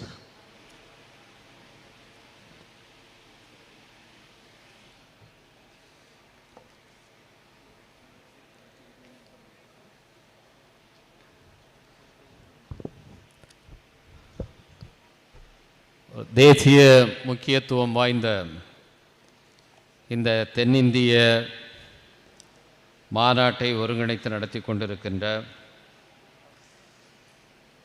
கேரளாவை சார்ந்த அனைத்து எஸ்சி எஸ்டி அமைப்புகளுடைய பிரதிநிதிகளுக்கும் இங்கே வருகை தந்து உரையாற்றி விடைபெற்று சென்றிருக்கின்ற காங்கிரஸ் கட்சியினுடைய மூத்த தலைவர் நாடாளுமன்ற உறுப்பினர் கொடுக்கனில் சுரேஷ் அவர்களுக்கும் இங்கே உரையாற்றி அமைந்திருக்கின்ற சகோதரர்களுக்கும் இந்த மாநாட்டை துவக்கி வைத்து உரையாற்றி சிறப்பித்திருக்கின்ற தலைவர் எழுச்சி தமிழர் அவர்களுக்கும் இந்த மாநாட்டிலே உரையாற்ற இருக்கின்ற கடந்த ஆகஸ்ட் மாதம் 21ஆம் நாள் நாடு தழுவிய போராட்டத்தை ஒருங்கிணைத்த திரு அசோக் பாரதி அவர்களுக்கும் விடுதலை சிறுத்தைகள் கட்சியின் சார்பில் இந்த ஒருங்கிணைப்பிலே முக்கிய பங்காற்றிய கட்சியினுடைய தலைமை நிலை செயலாளர் தோழர் இளம் சேகுவாரா அவர்களுக்கும் இங்கே பங்கேற்று சிறப்பித்து கொண்டிருக்கின்ற அனைத்து சகோதரர்களுக்கும் என்னுடைய பணிவான வணக்கத்தை தெரிவித்துக் கொள்கின்றேன். இந்த மாநாடு முக்கியமாக உச்சநீதிமன்றம் கடந்த ஆகஸ்ட் மாதம் 1ஆம் தேதி வழங்கிய அந்த தீர்ப்பை எதிர்த்து இங்கே கூட்டப்பட்டிருக்கின்றது. உச்சநீதிமன்றம் வழங்கிய தீர்ப்பை சப்கிளாசிஃபிகேஷன் ஜட்ஜ்மெண்ட் என்று நாம் அழைக்கிறோம். எல்லோரும் அப்படி அடையாளப்படுத்துகிறார்கள். அதைவிட இந்த தீர்ப்பு எஸ்சி எஸ்டி பட்டியல் த லிஸ்ட் அதை உடைக்கிற தீர்ப்பு.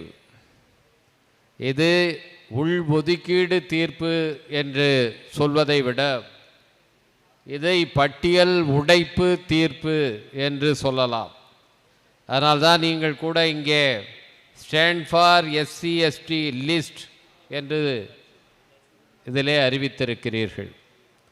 இந்த எஸ்சி எஸ்டி லிஸ்ட் இந்த பட்டியலை உடைப்பது தான் இந்த தீர்ப்பினுடைய அடிப்படையான விஷயம். இந்த தீர்ப்பில் முக்கியமான அந்த பகுதியை இந்த தீர்ப்பை எழுதியிருக்கிற தலைமை நீதிபதி சந்திரசூட் 2 விஷயத்தை இதிலே சொல்லியிருக்கிறார். அதுதான் உச்சநீதிமன்றத்தினுடைய அந்த 7 நீதிபதிகளுக்கு முன்னால் வந்த கேள்வி என்னவென்றால், இந்த எஸ்சி எஸ்டி பட்டியல் என்பது ஹோமோஜீனியஸா அல்லது ஹெட்ரோஜீனியஸா?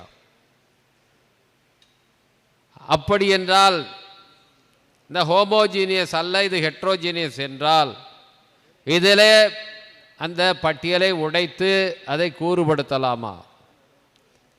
அந்த அதிகாரத்தை மாநில அரசுக்கு கொடுக்கலாமா? இதுதான் அதற்கு முன்னாலே வந்த கேள்வி. இந்த ஹோமோஜீனியஸ் அல்லது ஹெட்ரோஜீனியஸ் என்பதை தீர்மானிப்பதற்கு இதுதான் அடிப்படையான விஷயம். இந்த உச்சநீதிமன்றத்தினுடைய வழக்கு அது ஒரு ரெஃபரன்ஸ், அது முழுதாக போன வழக்கு கிடையாது. 5 நீதிபதிகள் அருண் மிஸ்ரா தலைமையிலான 5 நீதிபதிகள் கொண்ட அமர்வு ஏற்கனவே 2 ஆண்டுகளுக்கு முன்பாகவே இதிலே தீர்ப்பு வழங்கிவிட்டது. ஆனால் ஏற்கனவே அதே போல ஒரு 5 நீதிபதிகள் கொண்ட அமர்வு, ஹெக்டே அவர்கள் தலைமையிலான அமர்வு ஈவி சின்னையா என்ற வழக்கிலே சொல்லப்பட்ட தீர்ப்பை இதே 5 நீதிபதிகள் அமர்வு மீற முடியாது என்பதால் 7 நீதிபதிகள் அமர்வுக்கு அதை பரிந்துரை செய்கிறார்கள். அவர் ரெஃபர் பண்ணுகிறார்கள். அப்படி ரெஃபர் பண்ணும் போது 2 கேள்விகளை மட்டுமே அந்த உச்சநீதிமன்றத்தினுடைய 7 நீதிபதிகள் கொண்ட அமர்வுக்கு அவர்கள் அனுப்புகிறார்கள். அது என்னவென்றால், இது ஹோமோஜீனியஸா இல்லையா?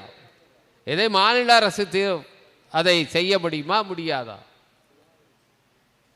அப்போ இந்த ஹோமோஜீனியஸா ஹெட்ரோஜீனியஸா என்கின்ற மிக முக்கியமான கேள்வி, அதைத்தான் இந்த தீர்ப்பு தீர்மானித்திருக்கிறது. அதில் என்ன சொல்லிவிட்டார்கள்? இது ஹெட்ரோஜீனியஸ். இந்த ஹெட்ரோஜீனியஸ் இது பல பிரிவுகளை, பல தன்மைகளை, பல பண்புகளை கொண்டது. இந்த பட்டியலில் இருக்கிற ஜாதிகள் எல்லாம் வெவ்வேறு பண்புகளை கொண்டவை, வெவ்வேறு தன்மைகளை கொண்டவை என்று தீர்மானித்திருக்கிறார். ஆனால் அவர்களுக்கு இடையிலே ஒற்றுமை இல்லை, அவை ஒன்றுபட்டவை அல்ல என்று உச்சநீதிமன்றம் தீர்ப்பளித்திருக்கிறது. அதை தீர்மானிப்பதற்கு அவர்கள் இரண்டு உதாரணங்களைத்தான் காட்டியிருக்கிறார்கள். ஒன்று, குஜராத் மாநிலத்திலே ஒரு தன்னார்வ தொண்டு நிறுவனம் ஒரு ஆய்வை மேற்கொண்டது. அவர்கள் இந்த ஜாதிகளுக்கிடையிலேயே முரண்பாடுகள் இருக்கிறது, இவர்களுக்கிடையிலேயே தீண்டாமை கடைபிடிக்கிறார்கள் என்று சொல்லியிருக்கிறார். இது ஒரு சான்று. இன்னொரு சான்று, தமிழ்நாட்டில் பறையர் அருந்ததியர் 2 சாதிகளுக்கு இடையிலே இதே போல வேறுபாடு இருக்கிறது. அதற்கு ஒரே ஒரு கட்டுரை, எக்கனாமிக் அண்ட் பொலிட்டிக்கல் வீக்லியிலே வந்த ஒரு கட்டுரையை அவர்கள் ஆதாரமாக காட்டியிருக்கிறார்கள். இந்த 2 ஆதாரங்களை வைத்து ஒட்டுமொத்தமாக இந்தியாவிலே இருக்கிற எஸ்சி சாதிகள் எல்லாம் ஒன்றுக்கொன்று முரண்பாடு கொண்டவை, அவர்களுக்கு இடையிலே ஒற்றுமை கிடையாது, அவர்கள் ஒருவரை ஒருவர் ஒடுக்குகிறார்கள் என்ற முடிவுக்கு உச்சநீதிமன்றம் வந்திருக்கிறது. இது எவ்வளவு சரி? அவர்கள் என்ன செய்திருக்க வேண்டும்? இந்த ஹோமோஜினிட்டி என்பதை தீர்மானிப்பதற்கு, இந்த ஹோமோஜினிட்டி எப்படி உருவானது என்ற வரலாற்றை பார்த்திருக்க வேண்டும். இதுதான் உச்சநீதிமன்றம் செய்திருக்க வேண்டும். இந்த ஹோமோஜீனியஸ் என்று இந்த பட்டியல் உருவாக்கப்பட்டிருக்கிறதே, அது எப்படி உருவாக்கப்பட்டது? அதைத்தான் அவர்கள் பார்த்திருக்க வேண்டும். இந்த பட்டியல் எப்படி உருவானது என்பதை பார்த்திருக்க வேண்டும். அதை உச்சநீதிமன்றம் பார்க்கவில்லை. அதற்கு பதிலாக 2 கட்டுரைகளை, ஒரு ஆய்வு குஜராத்தில் இருந்து வந்த ஆய்வு, இன்னொன்று எக்கனாமிக் அண்ட் பொலிட்டிக்கல் வீக்கிலே பொய்யான தகவல்களை கொண்டு எழுதப்பட்ட ஒரு கட்டுரை. அது தமிழ்நாட்டை சேர்ந்த ஒரு சம்பவம். அந்த சம்பவத்தை பொய்யாக திரித்து எழுதப்பட்ட ஒரு கட்டுரை. அதில் என்ன சொல்லுகிறார்கள்? ஒரு பறையர் சமூகத்தை பெண்ணை அருந்ததியர் சமூகத்தைச் சேர்ந்த ஒரு இளைஞர் திருமணம் செய்து கொள்கிறார். அதனால் அந்த பறையர் சமூகத்தைச் சேர்ந்த ஆண்கள் எல்லாம் போய் அருந்ததியர் சமூகத்து பெண்களை எல்லாம் கற்பழித்து விட்டார்கள் என்று ஒரு பொய்யான தவறான ஒரு தகவலை அந்த கட்டுரையிலே ஒருவர் எழுதியிருக்கிறார். இதை ஆதாரமாக வைத்துக்கொண்டு உச்சநீதிமன்றம் ஒரு தீர்ப்பை வழங்குகிறது. இது எப்படி சரியாக இருக்கும்? இந்த தீர்ப்பு, இந்த ஹோமோஜினிட்டி என்பது, இந்த பட்டியல் என்பது எப்படி உருவானது? அதுக்கு முன்னாலே எல்லாவரையும் சாதிகளாக பிரித்து வைத்திருப்பது தான் இந்து மதம். இந்து மதம் எப்படி உயிர் வாழ்கிறது? எல்லாரையும் பாகுபடுத்துவதன் மூலமாக, எல்லாரையும் பிரித்து வைத்திருப்பதன் மூலமாகத்தான் இந்து மதம் என்கிற ஒரு மதம் உயிர் வாழ்ந்து கொண்டிருக்கிறது. சாதிகளாக எல்லோரையும் பிரித்து வேறுபடுத்தி அவர்களை கூண்டுகளிலே அடைத்து வைத்திருக்கிறது. இதன் அடிப்படையில் இங்கே இருக்கிற மக்கள், குறிப்பாக தீண்டாமை என்ற கொடுமைக்கு உள்ளாக்கப்பட்ட மக்கள், பிரிட்டிஷ் ஆட்சி காலத்தில் அவர்கள் டிப்ரஸ் கிளாஸ் என்று அடையாளப்படுத்தப்பட்டார்கள். முதலிலே எப்பொழுது அதற்கான தேவை வந்தது? அந்த டிப்ரஸ் கிளாஸ் என்று அடையாளப்படுத்துவதற்கான தேவை கூட எப்பொழுது வந்தது என்றால், எப்போ மக்கள் தொகை கணக்கெடுப்ப ஆரம்பித்தார்களோ அப்பொழுது வந்தது. 1871 தான் இந்தியாவில் முதலாக பிரிட்டிஷ் ஆட்சி காலத்தில் மக்கள் தொகை கணக்கெடுப்பு மேற்கொள்ளப்பட்டது. மிக குறைவான இடத்திலே தான் அதை செய்தார்கள். பிரிட்டிஷ் ஆட்சி அதிகாரத்துக்கு உட்பட்ட பகுதியில், அப்பொழுது பிரெஞ்சு ஆதிக்கத்துக்கு கீழ் இருந்தவர்கள், போர்த்துகீசிய ஆதிக்கத்துக்கு கீழ் இருந்தவர்கள், டச்சுக்கு ஆதிக்கத்தின் கீழ் இருந்த பகுதிகள், சமஸ்தானங்கள், இங்கே எல்லாம் அந்த மக்கள் தொகை கணக்கெடுப்பு செய்யப்படவில்லை. 1871 மிக குறைவான இடத்துல செய்யப்பட்டது. பிறகு 1881 அப்பொழுதும் அவர்கள் எல்லாரையும் ஒன்றாகத்தான் வைத்தார்கள். 1881 போய் அந்த மக்கள் தொகை கணக்கெடுப்பு அதனுடைய அறிக்கையை பார்த்தால் அதிலே எஸ்சி எஸ்டி என்ற பட்டியலெல்லாம் இருக்காது. 891 வைக்கிறார்கள். அப்பொழுதும் இல்லை, முழுமையாக இல்லை. எப்பொழுது இது வருகிறது, இந்த பிரச்சனை வருகிறது என்றால் இவர்களை தனியாக கூறுபடுத்த வேண்டிய தேவை எப்பொழுது வருகிறது, தனியாக பட்டியலில் எடுக்க வேண்டிய தேவை எப்பொழுது வருகிறது. பழங்குடி மக்கள் போய் அவர்களை கணக்கெடுப்பு செய்யும் போது ஆதிவாசிகள் என்ன சொல்கிறார்கள்னால், நாங்கள் இந்துக்கள் கிடையாது, எங்களை இந்துக்களோடு சேர்த்து நீங்கள் கணக்கெடுக்க கூடாது என்று சொல்கிறார். அதுபோல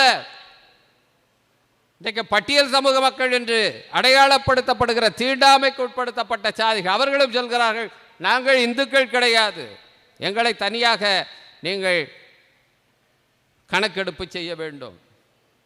இந்த நேரத்தில் அப்பொழுதுதான் பிரிட்டிஷ் அரசாங்கம் இங்கே இருக்கிறவர்களுக்கு அதிகாரம் கொடுப்பது, இவர்களுக்கு ஆட்சி அதிகாரத்தை கொஞ்சம் கொஞ்சமாக வழங்குவது, இரட்டை ஆட்சி முறை என்றெல்லாம் அப்பொழுது சிந்தித்து கொண்டிருக்கிற நேரத்தில் அப்படி கொடுத்தால் எங்களுக்கு தனியான பிரதிநிதித்துவம் வேண்டும் என்று அப்போது இருந்த இந்த சமூகத்தினுடைய தலைவர்கள், வெவ்வேறு மாநிலங்களில் இருந்தவர்கள், சென்னை மாகாணம் என்று அறியப்பட்ட அந்த நேரத்தில் அங்கே இருந்த தலைவர்கள், ஐக்கிய மாகாணத்திலே இருந்த தலைவர்கள், பம்பாய் மாகாணத்திலே இருந்த தலைவர்கள், அவர்களெல்லாம் எங்களுக்கு தனியான பிரதிநிதித்துவம் வேண்டும் என்று போராடி கொண்டிருந்த நேரத்தில் 1911 மக்கள் தொகை கணக்கெடுப்பில் 10 கேள்விகளை கொடுக்கிறார்கள். என்ன, பிராமணர்களுடைய ஆதிக்கத்தை, மேலாதிக்கத்தை நீங்கள் ஏற்றுக்கொள்கிறீர்களா? பிராமணர்களை வைத்து நீங்கள் பூஜை செய்வீர்களா? பிராமணர்களை உங்கள் சடங்குகளிலே அவர்களை அழைப்பீர்களா? நீங்கள் பசுவை புனிதமாக வழிபடுகிறீர்களா? நீங்கள் உங்கள் சமூகத்திலே இறந்து விட்டால் அவர்களை எரிப்பீர்களா, புதைப்பீர்களா? இப்படியான 10 கேள்விகளை நீங்கள் தொட்டால் தீட்டு என்று மற்றவர்கள் கருதுகிறார்களா என்று 10 வகையான கேள்விகளை கொடுத்து அதற்கான விடைகளை பெற்று யாரெல்லாம் புதைக்கின்ற பழக்கம் இருக்கிறது என்று சொன்னார்களோ, யாரெல்லாம் பிராமணர்களை நாங்கள் மேலானவர்களாக ஏற்றுக்கொள்ளவில்லை என்று சொன்னார்களோ, யாரெல்லாம் பிராமணர்களை வைத்து நாங்கள் சடங்குகளை செய்வதில்லை என்று சொன்னார்களோ, யாரெல்லாம் பசுவை நாங்கள் புனிதமாக கருதவில்லை என்று சொன்னார்களோ, யாரெல்லாம் எங்களை தொட்டால் தீட்டு என்று மற்றவர்கள் கருதுகிறார்கள் என்று சொன்னார்களோ, அவர்களை மட்டும் தனியாக வகைப்படுத்தி அதை பட்டியல் செய்தார்கள். அந்த அடிப்படையிலே தான் இந்த பட்டியல் என்பது மக்கள் தொகை கணக்கெடுப்பிலே முதல்ல உருவாக்கப்பட்டது. அதற்கு பிறகு இங்கே அதிகாரத்தை கொடுப்பதற்காக ஸ்டாட்யூட்டரி கமிஷன் அவர்கள் வருகிறார்கள். அவர்களிடத்திலே புரட்சி அம்பேத்கர் அவர்களும் அன்றைக்கு இருந்த மாவீரர் அட்டமலை சீனிவாசன் போன்ற தலைவர்களும் MC ராஜா போன்றவர்களும் அவர்கள் அங்கே அவர்களுக்கு விண்ணப்பிக்கிறார்கள், எங்களுக்கு தனியான இடஒதுக்கீடு வேண்டும், எங்களுக்கு தனியான பிரதிநிதித்துவம் வேண்டும். அதை பிரிட்டிஷ் அரசாங்கம் ஏற்றுக்கொள்கிறது. இவர்கள் எங்களுக்கு பிரதிநிதிகளை தேர்ந்தெடுப்பதற்கு தனியான தொகுதிகளை உருவாக்கி தர வேண்டும், தனி வாக்காளர் தொகுதி முறை வேண்டும் என்று கேட்கிறார்கள். எங்களுக்கு 2 வாக்குரிமை வேண்டும், இரட்டை வாக்குரிமை, separate electorate, double membership, double voter voting rights என்று கேட்கிறார்கள். இரட்டை வாக்குரிமை, தனியான வாக்காளர் தொகுதி. இதை பிரிட்டிஷ் அரசாங்கம் ஏற்றுக்கொள்கிறது. இதற்காகத்தான் அப்பொழுது வட்டமேசை மாநாடுகள் நடத்தப்படுகின்றன. அந்த மாநாட்டின் முடிவில் இதை ஏற்றுக்கொள்கிறார்கள். அதனை எதிர்த்துத்தான் மகாத்மா காந்தி எரவாடா சிறையிலே உண்ணாவிரதம் இருக்கிறார். இவர்களுக்கு தனி வாக்காளர் தொகுதிகள் கொடுக்கக்கூடாது, இரட்டை வாக்குரிமை கொடுக்கக்கூடாது, இந்து மதத்திலிருந்து இவர்களை பிரிக்கக்கூடாது என்று சொல்கிறார். இவர்களுக்கு தனியான அடையாளம் கொடுக்கக்கூடாது, பிரதிநிதித்துவம் கொடுக்கக்கூடாது என்று அவர் உண்ணாவிரதம் இருந்த நேரத்தில் அவரை சந்தித்து அவரோடு பேச்சுவார்த்தை நடத்தி அதில் முடிவிலே தான் பூனா ஒப்பந்தம் என்கிற ஒப்பந்தம் 1932 ஏற்படுத்தப்பட்டது. அந்த பூனா ஒப்பந்தத்தின் அடிப்படையில் இவர்களுக்கென்று தனி தொகுதிகள் ஒதுக்கப்பட்டன. ஒவ்வொரு மாகாணத்திலும் எத்தனை தொகுதிகள், தனி தொகுதிகள் என்று உறுதி செய்யப்பட்டது. அப்படி அந்த தொகுதிகளிலே யாரெல்லாம் போட்டியிட தகுதியானவர்கள் என்று முடிவெடுக்கும் போதுதான் சென்சஸிலே, மக்கள் தொகை கணக்கெடுப்பில் தனியாக இவர்கள் கணக்கெடுப்பு செய்யப்பட்டவர்கள் யாரெல்லாம் இருக்கிறார்களோ அவர்களையெல்லாம், அந்த சாதிகளையெல்லாம் இந்த தொகுதியிலே போட்டியிடுவதற்கு, பிரதிநிதித்துவத்தை பெறுவதற்கான உரிமை பெற்றவர்களாக அவர்கள் அடையாளம் செய்தார்கள். அது இந்தியா சட்டம் 1935 கவர்மெண்ட் ஆஃப் இந்தியா ஆக்ட் என்ற அந்த சட்டத்திலே பின்னிணைப்பாக இந்த சாதிகளுடைய பட்டியல் முதன்முறையாக சேர்க்கப்பட்டது. 1936 இதற்காக அரசாணை பிறப்பிக்கப்பட்டது. இந்த சாதிகளுடைய பட்டியல் ஒரு அரசாணையாக 1936 ஆண்டிலே வெளியிடப்பட்டது. அதுதான் இந்த பட்டியல் சாதி உருவான வரலாறு. அதன் அடிப்படையில் தான் 1937 தேர்தல் நடத்தப்பட்டது. இந்தியா சுதந்திரம் அடைந்து அரசமைப்பு சட்டம் உருவான நேரத்தில் அதிலே யார் ஷெட்யூல் காஸ்ட் என்பது எங்கேயும் விளக்கம் அளிக்கப்படவில்லை. அதற்கான விளக்கத்தை அளிக்கின்ற ஒரே ஆர்டிகிள் 341 தான், 341 தான். அதைத்தான் அம்பேத்கர் அங்கே அறிமுகம் செய்கிறார். இந்த 341 என்பது இந்த மக்களுடைய பட்டியல். இந்த பட்டியலை யாரும் மாற்றவோ திருத்தவோ முடியாது. அதில் எந்த மாற்றம் செய்ய வேண்டும் என்றாலும் பாராளுமன்றத்தில் வைத்துதான் செய்ய வேண்டும் என்கின்ற பாதுகாப்பை அம்பேத்கர் அரசமைப்பு சட்டத்தில் உருவாக்கி தருகிறார். எனவே இந்த பட்டியல் உருவான வரலாறு என்பது ஒரு நீண்ட வரலாறு, ஒரு போராட்ட வரலாறு. இதை உடைக்கக்கூடாது, இதில் மாற்றம் செய்யக்கூடாது என்று புரட்சியாளர் அம்பேத்கர் ஏன் சொன்னார் என்பதற்கு இந்த வரலாற்றை ஆராய்ந்தால்தான் புரிந்து கொள்ள முடியும். உச்ச நீதிமன்றம் இந்த தீர்ப்பை அளிக்கும் போது இந்த ஒட்டுமொத்த வரலாற்றையும் கவனத்தில் எடுத்துக்கொள்ளவில்லை. ஏன் இந்த ஆர்டிகிள் 341 அம்பேத்கர் அதில் அறிமுகப்படுத்தினார் என்பதையும் கவனத்தில் எடுத்துக்கொள்ளாமல் மிக மேலோட்டமாக அவர்கள் ஏற்கனவே முடிவு செய்து விட்டார்கள் இதை உடைக்க வேண்டும் என்பதற்காக. அதற்காக சில ஆதாரங்களை தேடி 2 ஆதாரங்களை, அதுவும் பொய்யான ஆதாரங்களை, ஒரு உச்ச நீதிமன்றம் ஒரு மிக முக்கியமான தீர்ப்பை எழுதும் போது அதற்கு மிக மிக மேலோட்டமான 2 ஆதாரங்களை சொல்லி இவர்கள் ஹோமோஜேனியஸ் அல்ல, இவர்கள் ஒருபடித்தானவர்கள் அல்ல, இவர்களெல்லாம் வேறு வேறானவர்கள், இவர்களை உடைத்து பிரிக்கலாம் என்று ஒரு தீர்ப்பை வழங்கி இருக்கிறார்கள். இது ஆர்டிகிள் 341 மீது தொடுக்கப்பட்டிருக்கிற தாக்குதல். இந்த ஆர்டிகிள் 341 வெறுமனே இடஒதுக்கீட்டை சொல்வதற்கான ஆர்டிகிள் அல்ல. பட்டியல் சமூகம் என்றால் என்ன என்பதை வரையறுப்பதற்கான ஆர்டிகிள்.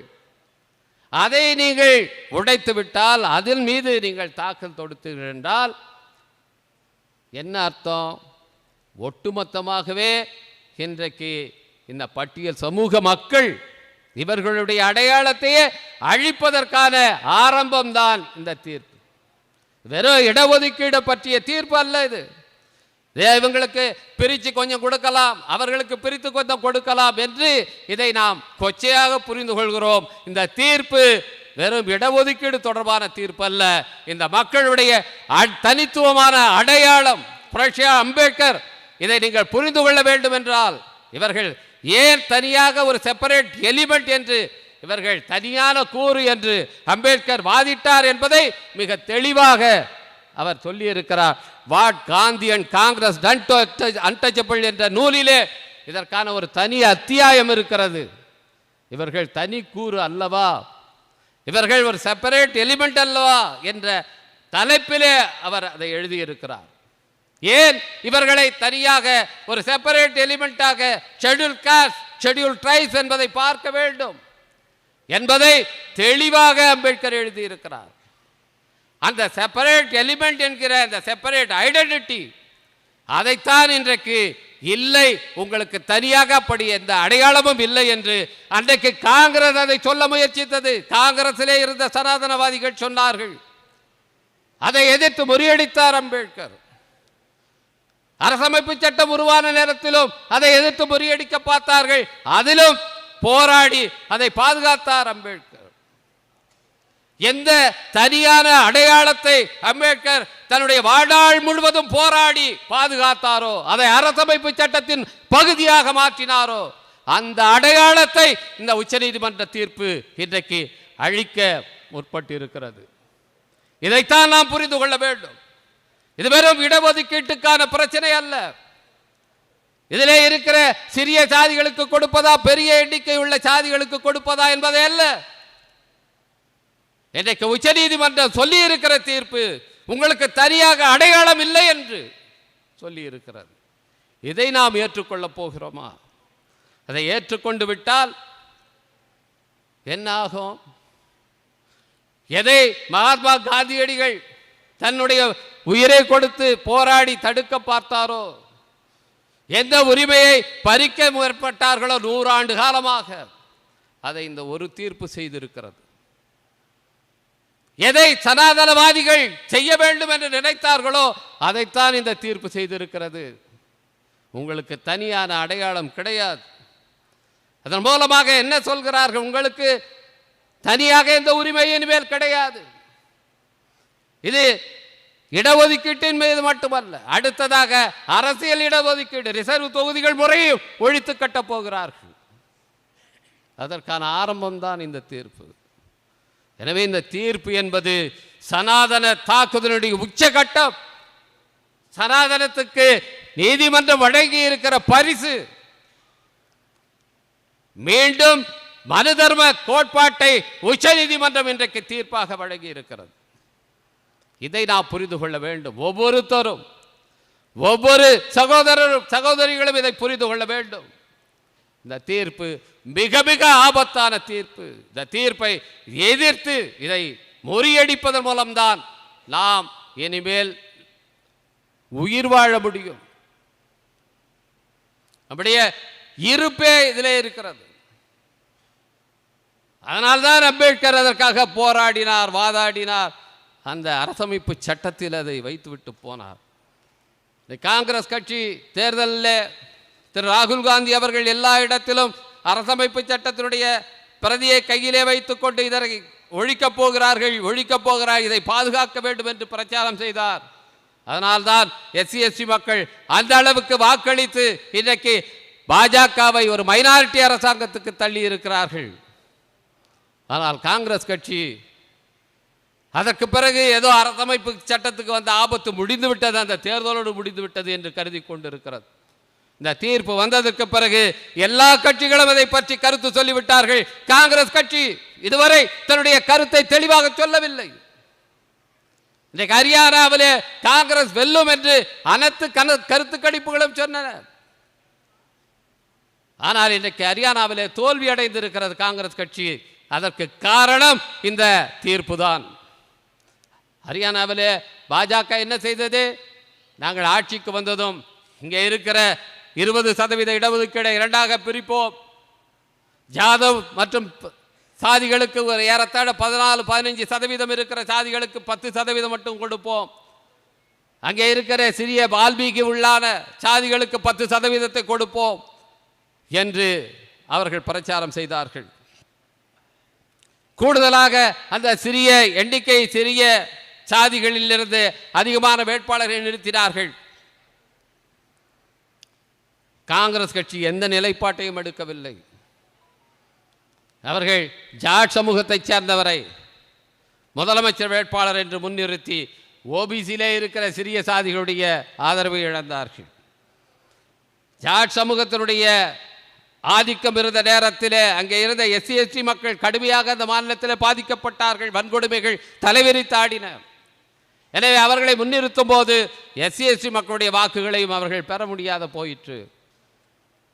இந்த தீர்ப்பை பற்றி தெளிவான நிலைப்பாட்டை எடுக்காத காரணத்தினால் அங்கே இருக்கிற ஜாதவ் சமூகத்தினரும் அவர்களை நம்பவில்லை, சிறிய எண்ணிக்கை கொண்ட சமூகத்தினரும் அவர் நம்பவில்லை. காங்கிரஸ் கட்சி, இன்னைக்கு பாரதிய ஜனதா கட்சி தெளிவாக இந்த மக்களுக்கு எதிராகத்தான் நாங்கள் இருக்கிறோம் என்பதை சொல்லி அவர்கள் தேர்தலை சந்திக்கிறார்கள். காங்கிரஸ் கட்சி இதையும் சொல்லவில்லை, அதையும் சொல்லவில்லை. எனவே இன்றைக்கு தோற்று போயிருக்கிறது. எனவே இது தெளிவாக நாம் ஒரு நிலைப்பாட்டை எடுக்க வேண்டும். மற்ற பிரச்சனைகளை இதற்குள்ளாரே இருக்கிற நம்முடைய சகோதரர்களுக்கு இந்த இடஒதுக்கீட்டின் பயன்கள் எப்படி போக வேண்டும். இதே உச்ச நீதிமன்றத்தில் எத்தனையோ வழக்குகள் நிலுவையில் இருக்கின்ற பேக்லாக் வேக்கன்சியை ஃபில்லப் பண்ணுங்கள்.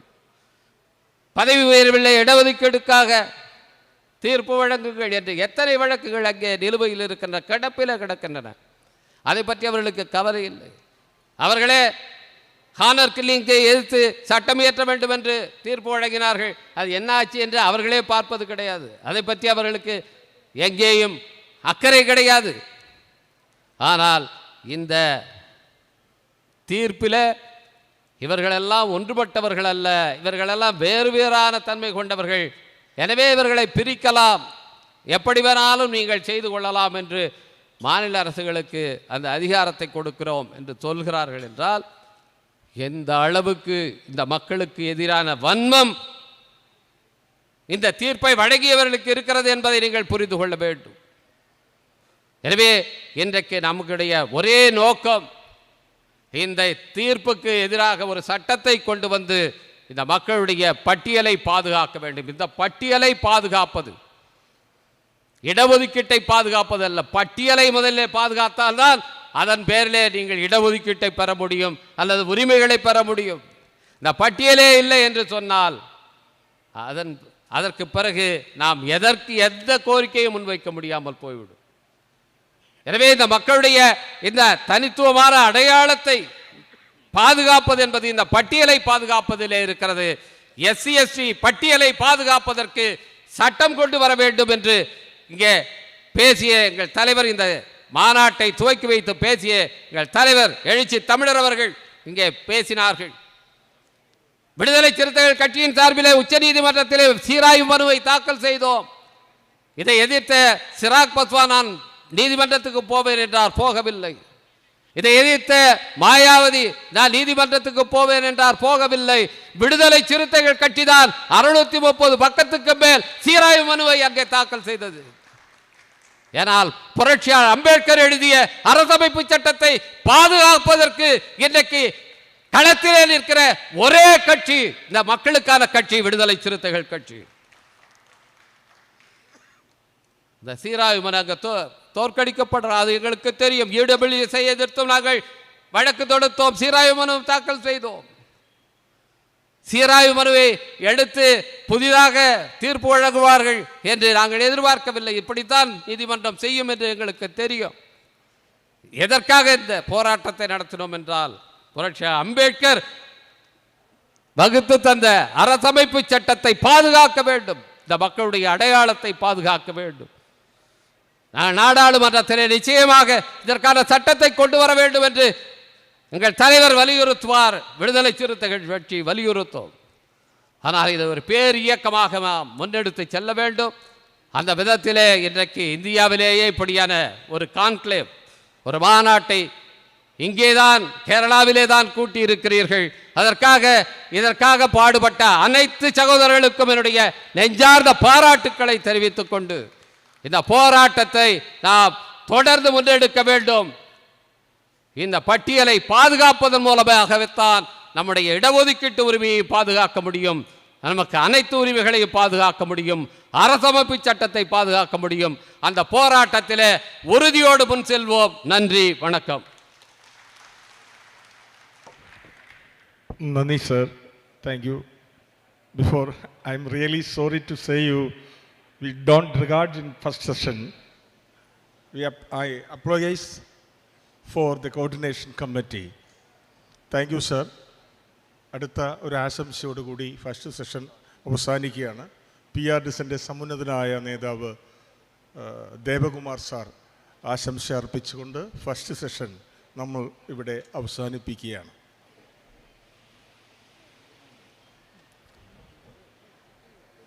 ഏറ്റവും ബഹുമാന്യനായ അധ്യക്ഷൻ, ബഹുമാനപ്പെട്ട ഈ പ്രോഗ്രാമിൻ്റെ ഉദ്ഘാടകൻ, ഇതിൽ പങ്കെടുത്ത പ്രിയങ്കരായ MP-മാർ, പ്രിയമുള്ള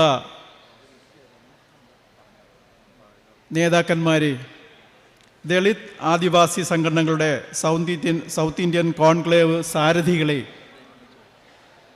എനിക്ക് ഏറ്റവും പ്രിയപ്പെട്ട എൻ്റെ സഹോദരി സഹോദരന്മാരെ, എല്ലാവർക്കും നമസ്കാരം. ഞാൻ ദീർഘമായി ഒന്നും സംസാരിക്കുന്നില്ല. ഇവിടെ നാം അറിയേണ്ട കാര്യങ്ങൾ എനിക്ക് മുൻപ് സംസാരിച്ച എല്ലാ മാന്യ വ്യക്തികളും വളരെ വിശദമായി നിങ്ങളുടെ മുന്നിൽ അവതരിപ്പിച്ചിട്ടുള്ളതാണ്. അതുകൊണ്ട് ദീർഘമായി ഒരു സംസാരത്തിന് ഞാൻ മുതിരുന്നില്ല. വളരെ അത്യാവശ്യമുള്ള ഒരു പ്രോഗ്രാമിന് എനിക്ക് പങ്കെടുക്കേണ്ടതുകൊണ്ട് ഞാൻ പെട്ടെന്ന് നിർത്തിക്കൊള്ളാം. നാം എല്ലാം പട്ടികജാതിക്കാരും പട്ടികവർഗക്കാരും ആ വിഭാഗങ്ങൾ ഉൾക്കൊള്ളുന്ന ഏത് ജാതിയിൽപ്പെട്ടവരാണെങ്കിലും നമ്മൾ ഒരു കുടുംബത്തിലെ അംഗങ്ങളാണ്. ഒരു കുടുംബത്തിലെ അംഗത്തിന് ഒരു വേദന വന്നാൽ മറ്റുള്ളവർക്ക് വേദനയുണ്ടാകും. അതായിരിക്കണം നമ്മുടെ ചിന്ത. ആ ഒരു കാഴ്ചപ്പാടാണ് ഞങ്ങൾക്കുള്ളത്. നിങ്ങൾക്കും അങ്ങനെ തന്നെയാണെന്നാണ് കരുതുന്നത്. അതുകൊണ്ട് നമ്മുടെ ഈ സമര പരിപാടികൾ, മുന്നോട്ടുള്ള പ്രവർത്തനങ്ങൾ വളരെ സജീവമായി കൊണ്ടുപോകുന്നതിന് നാം എല്ലാവരും ഒത്തൊരുമയോടുകൂടി മുന്നോട്ട് വരണം. അതിലുള്ള എല്ലാ പങ്കാളിത്തവും PRDSൻ്റെ ഭാഗത്തു നിന്നുണ്ടാകും. നമുക്ക് ക്രിമി ലെയറും ഉപസംവരണവും നടപ്പിലാക്കാതിരിക്കുന്നതിനും പട്ടികജാതി പട്ടികവർഗ സംവരണം 9ാം പട്ടികയിൽ ഉൾപ്പെടുത്തി സംരക്ഷിക്കണമെന്നും, അതുപോലെ പട്ടികജാതി പട്ടികവർഗ സംവരണത്തിൽ മാറ്റം വരുത്താതിരിക്കാൻ പാർലമെൻറ്റ് നിയമം പാസ്സാക്കണമെന്നും, ജാതി സെൻസസ് നടപ്പിലാക്കണമെന്നും, സ്പെഷ്യൽ റിക്രൂട്ട്മെൻറ്റുകൾ വീണ്ടും പുനരാരംഭിക്കണമെന്നും, റോസ്റ്റർ സമ്പ്രദായത്തിലൂടെ അതിപിന്നോക്കക്കാർക്ക് അവസരം നൽകണമെന്നും, ജനസംഖ്യാനുപാതികമായി നമ്മുടെ സംവരണ ശതമാനം വർദ്ധിപ്പിക്കണമെന്നും തുടങ്ങിയിട്ടുള്ള ആവശ്യങ്ങൾ PRDS ഈ ഒക്ടോബർ 16-ാം തീയതി കേരളത്തിലെ 7 സ്ഥലങ്ങളിൽ വെച്ച് അടിമ വ്യാപാരത്തിൻ്റെ 170ാം വാർഷികം ആചരിക്കുകയാണ്. അന്ന് ഈ പറഞ്ഞ കാര്യങ്ങളും അതുപോലെയുള്ള മറ്റ് കാര്യങ്ങളും ഉൾപ്പെടുത്തിക്കൊണ്ടൊരു പ്രമേയം അവതരിപ്പിച്ച് അത് കേന്ദ്ര ഗവൺമെൻറ്റിനും ബഹുമാനിയായ ഇന്ത്യൻ പ്രസിഡൻറ്റിനും കേരള ഗവൺമെൻറ്റിനും അതുപോലെ നമ്മുടെ ഗവർണർക്കും സ്റ്റേറ്റിലെ മറ്റ് ഗവർണർമാർക്കും അയച്ചു കൊടുക്കാൻ PRDS തീരുമാനിച്ചിരിക്കുകയാണ്. എന്തായാലും ഇനിയുള്ള നമ്മുടെ ഓരോ പ്രവർത്തനങ്ങളും ഓരോ ചുവടുവെപ്പും നമ്മുടെ എല്ലാവരുടെയും സഹകരണം, ആത്മാർത്ഥത ഉണ്ടാകണം എന്നുള്ളൊരു അഭ്യർത്ഥനയാണ് എനിക്കുള്ളത്. തീർച്ചയായും PRDSൻ്റെ ഭാഗത്തുനിന്ന് അങ്ങനെ ഒരു സമീപനം ഉണ്ടായിരിക്കും എന്ന് നിങ്ങൾക്ക് ഉറപ്പു തരികയാണ്. ഈ സംരംഭത്തിൽ വന്ന് പങ്കെടുക്കാൻ കഴിഞ്ഞതിൽ ഉള്ള സന്തോഷം അയവിറക്കിക്കൊണ്ട് എല്ലാവിധമായ ഭാവുകങ്ങളും നമ്മുടെ മുന്നോട്ടുള്ള പ്രവർത്തനങ്ങൾക്ക് നേർന്നുകൊണ്ട് എൻ്റെ വാക്കുകൾ ചുരുക്കുന്നു. നന്ദി, നമസ്കാരം, ജയ് Bhim. Okay, thank you sir. നന്ദി, ജയ് Bhim.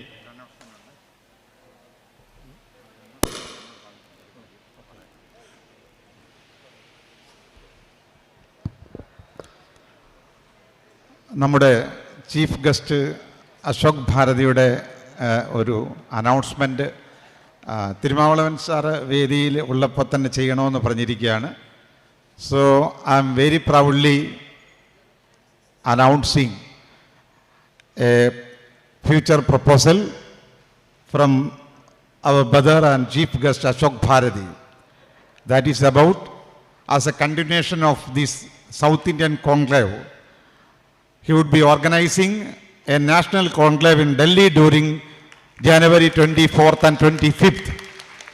So this South Indian conclave, from this South Indian conclave, we have been inspired, and as a path of way forward, they will be organizing. NACDOR will take the initiative and leadership to organize a national conclave in Delhi. It will be held on January 24th and 25th. And our discussion, deliberations and everything will be consolidated. And the eve of this coming Republic Day, before the Republic Day, our Dalit leadership and intellectuals and Ambedkarites, the army of Ambedkarites will be submitting a national proposal before the government of India to repeal this this move of the Supreme Court and the proposal of a comprehensive reservation act for resolving this present crisis. Okay, sir. Thank you. Thank you all those who participating in this conclave and our leaders and guests. Thank you so much, sir. Participate with us. കോൺക്ലേവിൻ്റെ second session ഫുഡിന് ശേഷം ഭക്ഷണത്തിന് ശേഷം ഉടൻ തന്നെ ആരംഭിക്കുന്നതാണ്. Thank you all.